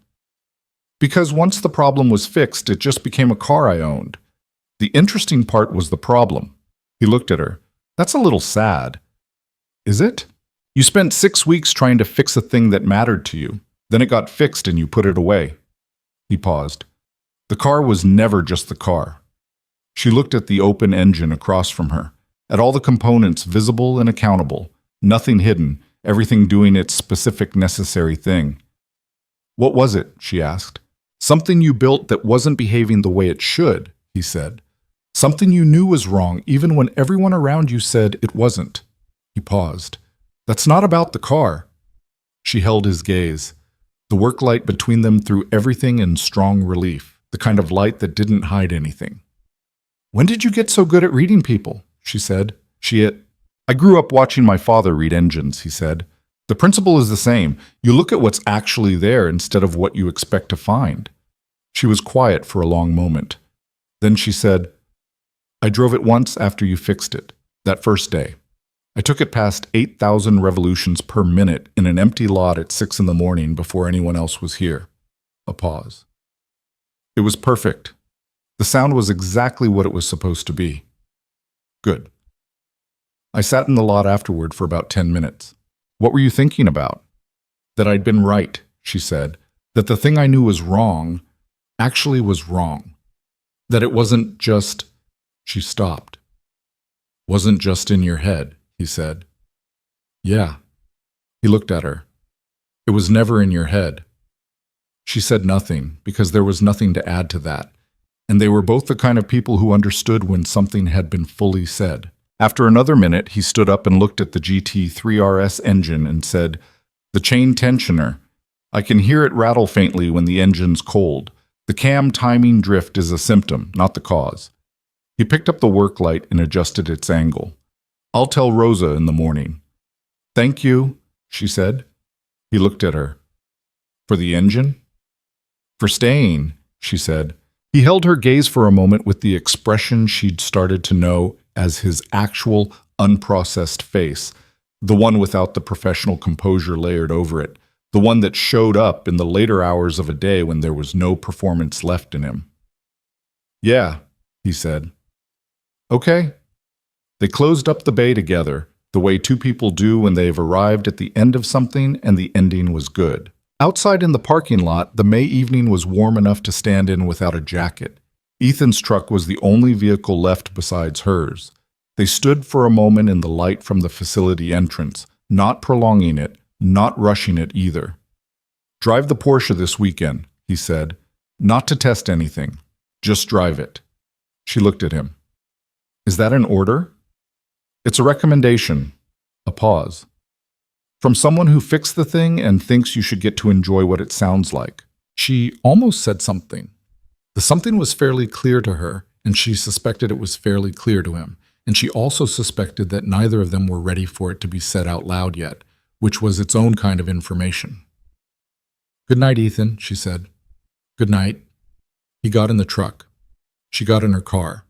He pulled out first, always at that measured pace, always as though the driving itself was a form of deliberate attention. She sat in the parking lot for a moment after his taillights disappeared down the street. The evening was quiet in the particular way of a suburb after 8 o'clock, when the day's business has finished and the night hasn't fully arrived yet. She pulled out her phone and looked at it. Then she put it away and drove home. She drove the Porsche on Saturday morning. Not a planned thing.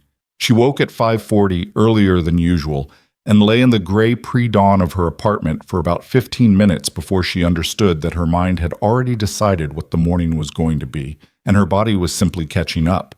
She got up, made coffee she drank standing at the kitchen window, and by 6:15 she was in the parking garage pulling the cover off the car. The Carmesin wrought red was different in the garage light, less violent, more contained, the color of something that was waiting rather than announcing itself. She stood beside it for a moment, the way she sometimes did, not for any reason she could have articulated, just the specific pause of someone about to do something that matters slightly more than they want to admit. She drove north on 287 because the highway was empty at that hour, and the Porsche deserved a road that wasn't interrupted every quarter mile by a light. The engine came alive the way it always did. That particular flat six voice, that declaration, and she let it build through the gears without rushing it, the way you let a conversation find its own pace rather than driving it. 4,000, 5,000, 6,000, 7,000, 7,500, 8,000. Clean, completely clean. The sound was exactly what it was supposed to be, full and resolved, and without that fractional hesitation that had been lodged in her chest for 6 weeks, like something she couldn't quite swallow. She held it at 8,200 on an empty stretch of highway in the early morning light, and the car did exactly what it was built to do, and she felt, in a way she hadn't expected, something close to actual joy, not the satisfaction of a problem solved. She'd felt that the day Ethan fixed it, sitting in the lot at 6 in the morning, the way she'd told him about in the workshop 2 nights ago. This was different. This was the thing that came after the solving, the simpler and less complicated thing that the solving had been blocking. The plain enjoyment of a car she loved doing what it was made to do. She drove for 40 minutes. Not far, not fast, just present in it. On the way back, she thought about what Ethan had said. The car was never just the car. She turned that over on the quieter roads heading south, the way you turn a stone you've picked up and keep finding new angles to it. He was right, as he was right about most things, he said. Not because he was unusually wise, but because he paid the kind of attention that most people didn't. The same attention he gave to a misfiring engine or a loose clamp or the carbon pattern on a combustion chamber piston. He looked at what was actually there. What had actually been there 6 weeks ago when the Porsche was wrong was a woman who had built an empire partly on the principle that her instincts were worth trusting, who had spent those 6 weeks being told, carefully and expensively, that her instincts were wrong, and who had needed, though she wouldn't have used that word at the time, someone to stand in her workshop and listen to what she'd been trying to say. The something that had been fairly clear to her in the parking lot Thursday night was still fairly clear on Saturday morning. She let it be clear without doing anything about it yet, which was a kind of patience she didn't exercise often, and that felt, in a strange way, like the right form of respect for it. She got back to the garage at 7:40 and sat in the car for a moment after she turned the engine off, the way she had months ago in the empty lot at dawn. The silence after the engine was a specific kind of silence, shaped by the sound that had just been in it. She pulled out her phone and sent Ethan a text. "You were right. I should have been driving it all along." She put the phone in her bag and went upstairs to make more coffee. His response came 11 minutes later while she was standing at the stove. How'd it sound? She looked at the message. She typed back, like it was supposed to. 3 dots appeared. Then, good. That was it. That was the whole exchange, and it was somehow exactly sufficient. The The last week of May brought two things simultaneously, which was the way important things often arrived, not one at a time, in manageable sequence, but together, requiring the kind of peripheral vision that Amelia had spent a decade developing, and that still, sometimes, wasn't quite wide enough. The first thing was an offer. It came from a private equity group called Meridian Capital Partners, which had been circling Vaughn Performance Group at a respectful distance for approximately 18 months. Amelia knew their name. She knew their track record. They were not predatory. They didn't buy companies to strip and resell. They bought companies they believed had growth potential that the current structure was constraining, installed resources and operational expertise, and typically held for 5 to 7 years before exiting at a multiple that justified everyone's investment of time and money. The offer was substantial, more than substantial. It was the kind of number that, when her CFO called to read it to her, produced a silence on her end that lasted long enough for him to say her name twice to make sure the call hadn't dropped. She asked for 2 weeks to review it, and got them. The second thing was that Gary Buell came to her office and told her he wanted to lead a training program. He didn't call it that. He stood in her doorway on a Tuesday afternoon with the particular discomfort of a man who had decided to say something and was going to say it regardless of how awkward the saying was, and told her that he'd been thinking about what had happened in the division over the past 2 months. He said it plainly and without hedging. He'd been resistant, he'd been wrong to be resistant, and he now had a specific idea about how the approach Ethan had been teaching could be formalized into something that could survive beyond one person's presence. "I want to run it," he said. "Not Ethan. He's got his own thing. But I've got 17 years in this industry, and I understand now what I didn't understand 2 months ago, and I think I can teach it to new technicians in a way that sticks." Amelia looked at him from across her desk. "What would it look like?" she said. "First 30 days for any new technician. No electronic diagnostics. They work alongside someone experienced, me, Rosa, whoever, and they use their hands and ears and eyes only. Structured exercises. Compression tests by feel before by gauge. Identifying sounds in isolation. Vibration mapping." He paused. "After 30 days, they get the full toolkit, but by then they understand what the toolkit is for. Confirmation, not revelation." She was quiet for a moment. "Who taught you that framework?" she said.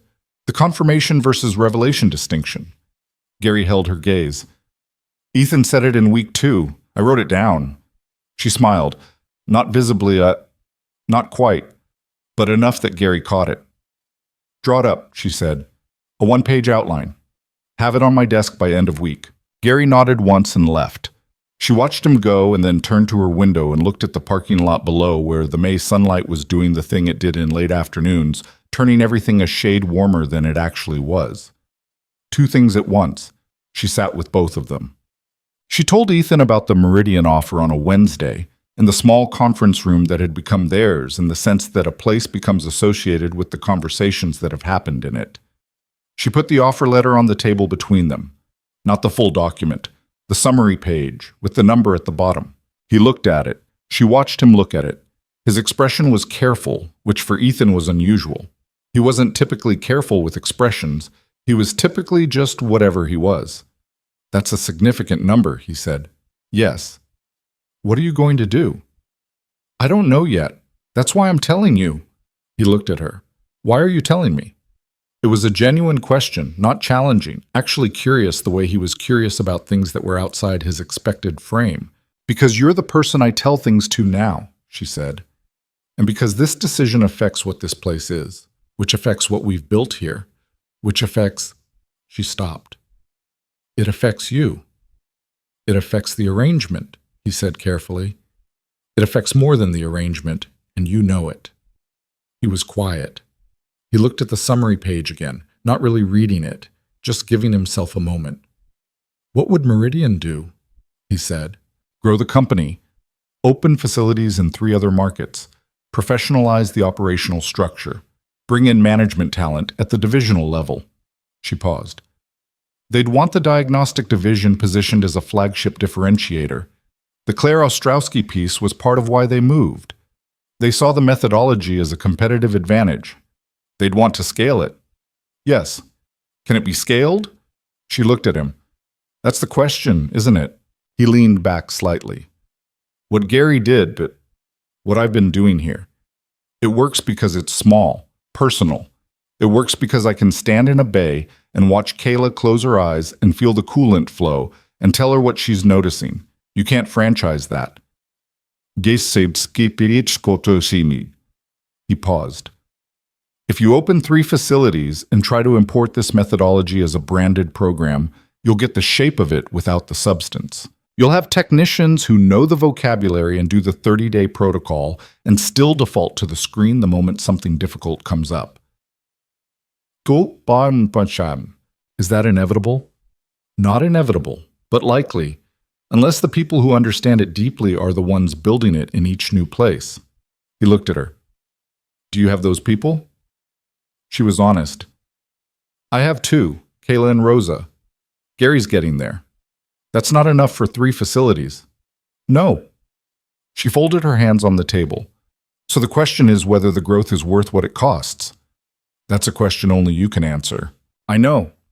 I'm not asking you to answer it. I'm asking you to help me think through it. He was quiet for a long moment. The facility hummed around them. What did you build this for? He said. What? The company. 10 years ago, when you were buying out that shop in Philadelphia, what were you trying to build?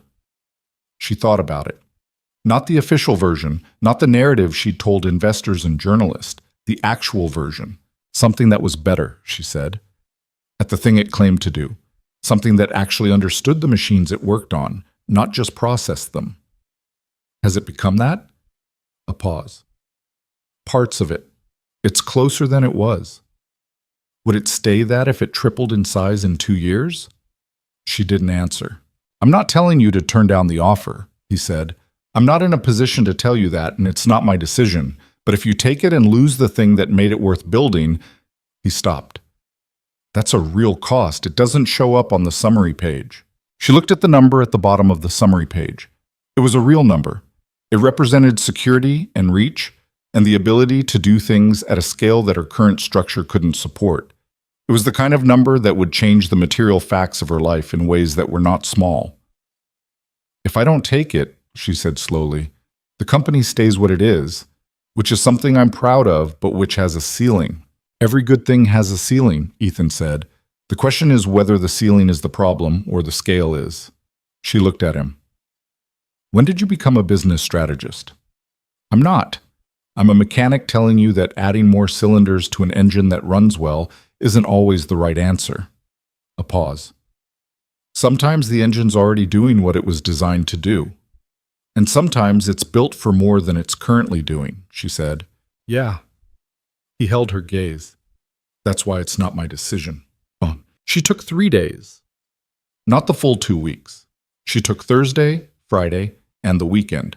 4 days in which she reviewed the offer document in full, spoke with her CFO and her original 4 board members individually rather than collectively, and drove the Porsche twice more because she'd started doing that again, and the driving was where she thought most clearly. On Sunday evening, she made the decision. Not at her desk, not in the conference room. She made it sitting on the floor of her apartment with the offer document spread out in front of her and the specific stillness of a Sunday night that had the quality of finality to it. She was going to negotiate, not accept, and not decline. She was going to go back to Meridian with a counterstructure, one that accepted their capital and their operational resources and their growth ambition, but built in specific protections for the methodology, the people, and the pace of expansion. She would ask for a slower rollout. She would ask for approval rights over facility leadership. She would ask for a clause that made Gary Buell's training program a non-negotiable element of every new location. They would probably say no to some of it, maybe most of it, but she'd know, based on what they agreed to, whether the company they wanted to build was the one she was willing to hand them. She called her CFO on Sunday night and told him the outline. He was quiet for a moment and then said, "That's going to be a hard negotiation." "I know." "Are you prepared for them to walk?" "If they walk because I asked for those protections, then the answer is yes." Another silence. "Okay," he said. I'll have the counter framework ready by Tuesday morning. She put the phone down. Then she picked it up again and called Ethan. It was 9:15. He answered on the third ring, which she'd learned meant Maya was probably asleep, and he was doing whatever he did in the evenings when the day had been put away. She didn't know exactly what that was, and realized she was curious about it in a way that was separate from anything professional. I decided, she said. Tell me. She told him. The counter structure, the protections, the willingness to let them walk. He was quiet for a moment when she finished. Gary's program is in the clause, he said. Non-negotiable. Gary's going to hate knowing that. Gary's never going to know it was specifically named. A pause. Are you okay with it? With the growth, the new facilities, the scale? You'd be further from what it is now. It was never going to stay what it is now, he said. Things change. The question is whether they change toward something or away from it. He paused. What you just described, that's toward something. She was quiet for a moment. Outside her apartment window, the city was doing its Sunday night thing, reduced and amber lit, the specific character of a city reminding itself that Monday was coming. Ethan, she said. Yeah. The Thursday night, in the parking lot, when you said goodnight. A pause. Not a confused pause, a knowing one. Yeah, he said. I've been thinking about it. I know, so have I. She looked at the city out her window. I don't know what to do with it yet. Neither do I, he said. That's probably honest. Is it a problem? No. A pause. I think it means we don't want to get it wrong. She was quiet. Then, that's a good way to put it. I have an 8-year-old who gives me a lot of practice at saying true things clearly. She laughed. Real, quiet, the sound of someone genuinely caught. I should meet her properly sometime, not just at the facility. She'd like that. A slight pause. She's already told me you have good ideas about walls. Yellow is the right choice. I stand by it. We painted Bay 4 on Friday, he said. While you were reviewing the offer, Kayla and Marcus did it after hours. Amelia stopped. You didn't. Kayla picked the shade. It's a good yellow. Warm, not aggressive. She didn't say anything for a moment. She was smiling at the window in the way she had in the corridor between the diagnostic wing and the main floor, the way that didn't need an audience. Was Maya consulted? She said. Via text, she approved, said it should go well with the north light. It will. They talked for another 20 minutes, about nothing urgent, Phil's recovery, Danny Reyes's growing ease at the Clifton shop, something Kayla had figured out that week about differential diagnosis that Marcus had written up and that Ethan thought was worth formalizing.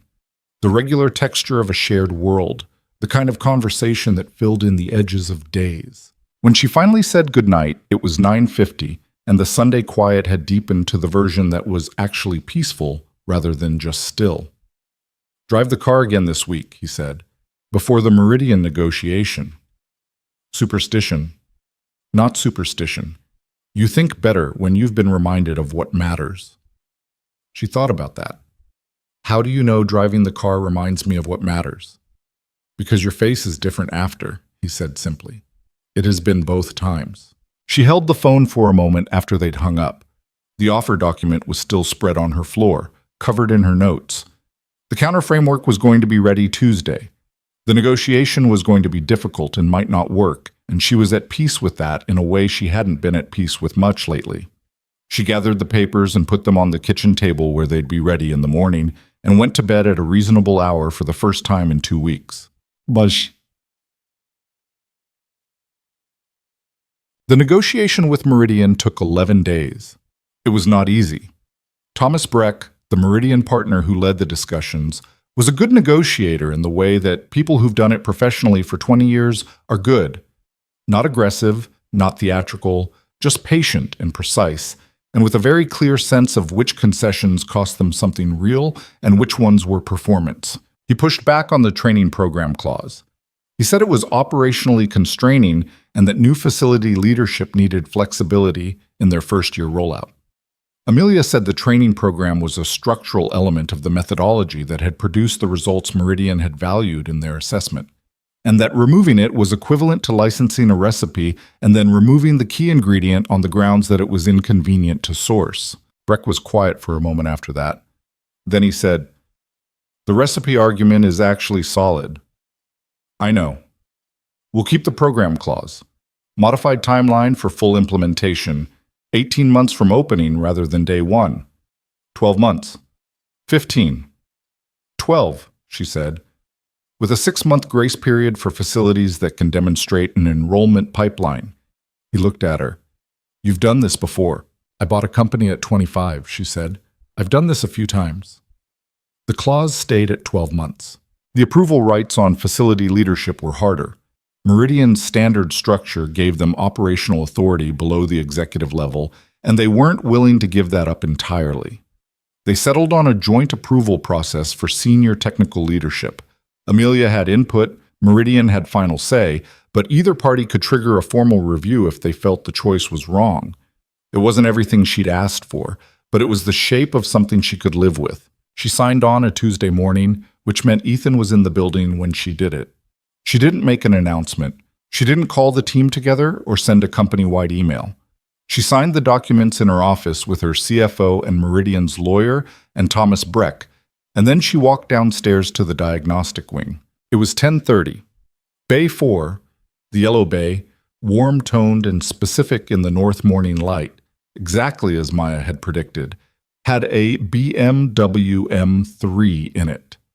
Kayla was running a compression check, her hand resting on the valve cover with her eyes half closed, and Marcus was at the adjacent workbench writing up notes from the previous car with the plain, factual language Ethan had been pushing him toward, and that had finally become natural to him.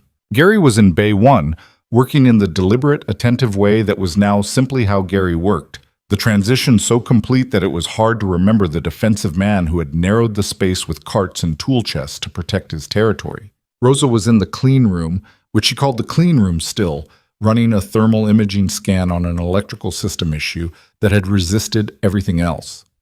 She'd been at it since 8, and she had the focused patience of someone who trusted that the answer was in there, and that patience was the right instrument for finding it. Ethan was in Bay 3. He had the GT3RS that Rosa had originally flagged, the one with the cam timing drift from the chain tensioner back in for a follow-up after the repair. Just a 20-minute check, making sure the timing had stabilized across operating temperature.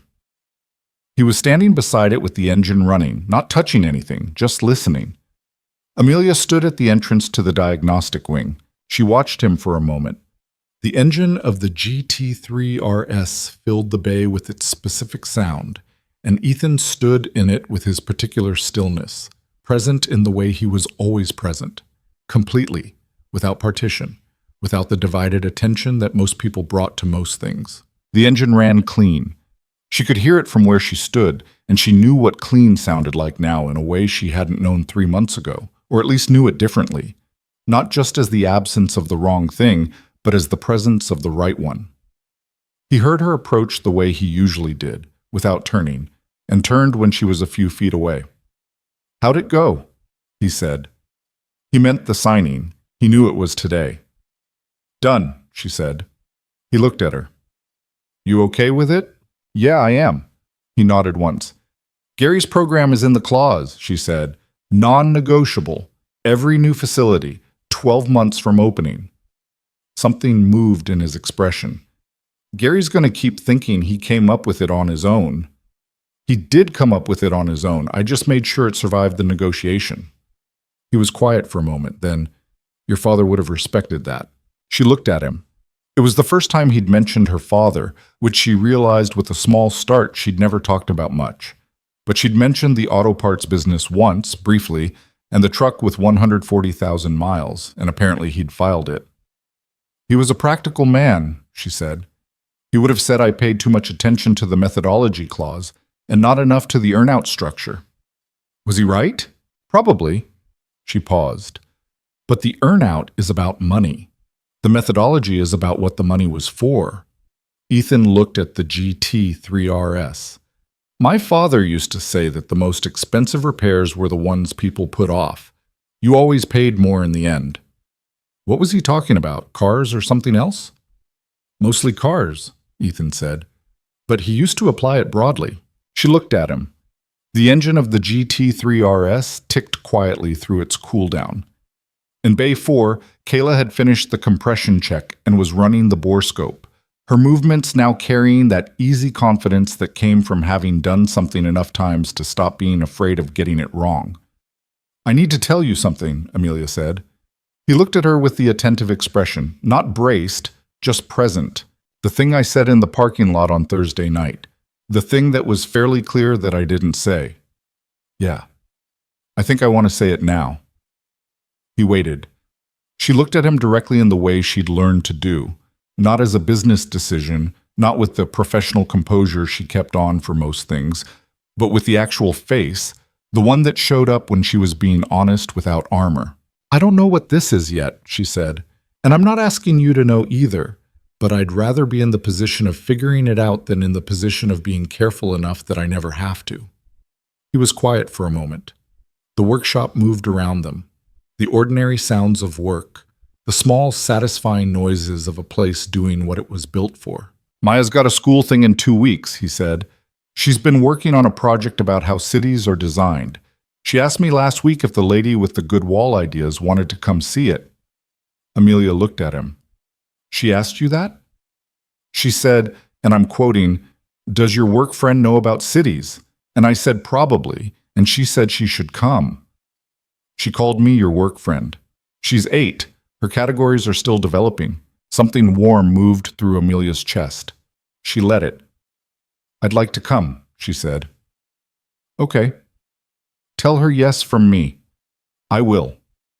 They stood for a moment in the ordinary noise of the diagnostic wing, in the bay beside the cooling GT3 RS, in the building that was hers, and that was about to become something larger while staying. She'd made sure of that, had written it into the clause. Specifically, permanently itself.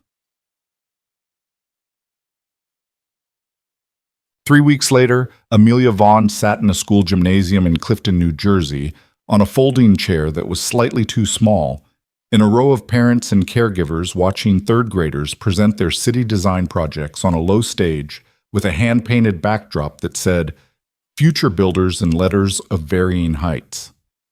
Maya Cole was the 4th presenter. She walked up to the display board she'd made, large, hand-drawn, covered in the same spiral roads and specific details she'd been developing on whiteboards for months, and she talked about it with the focused, slightly formal confidence of a child who had rehearsed and also genuinely cared about the subject. Her city had roads that curved instead of running straight. It had spaces between buildings designed for sound. Acoustic parks, she called them, which was not a third-grade term and which made her teacher smile from the side of the stage. It had a mechanics shop at the center, which she explained was because the center of a city should be the thing that keeps everything else working. My dad taught me that, she said, without elaborating, with the simple confidence of someone stating a fact that didn't need support. Ethan, sitting 2 chairs to Amelia's left, was looking at the stage with an expression she'd never quite seen on him before. Not the focused attention he gave to engines, not the careful patience he gave to technicians, something quieter and more unguarded than either. The expression of a person looking at something they'd had a hand in making and finding it, despite themselves, sufficient. Amelia looked at him, looking at his daughter. She thought about what he'd told her once, about the shop being the place where what his father knew was enough, where he didn't have to be anything else.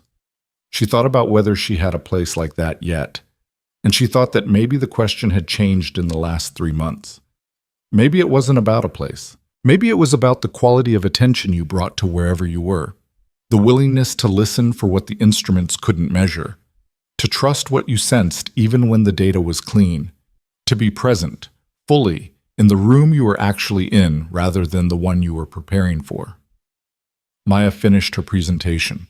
The gymnasium applauded in the warm, slightly ragged way of an audience that was mostly parents and that was not being restrained by any particular decorum.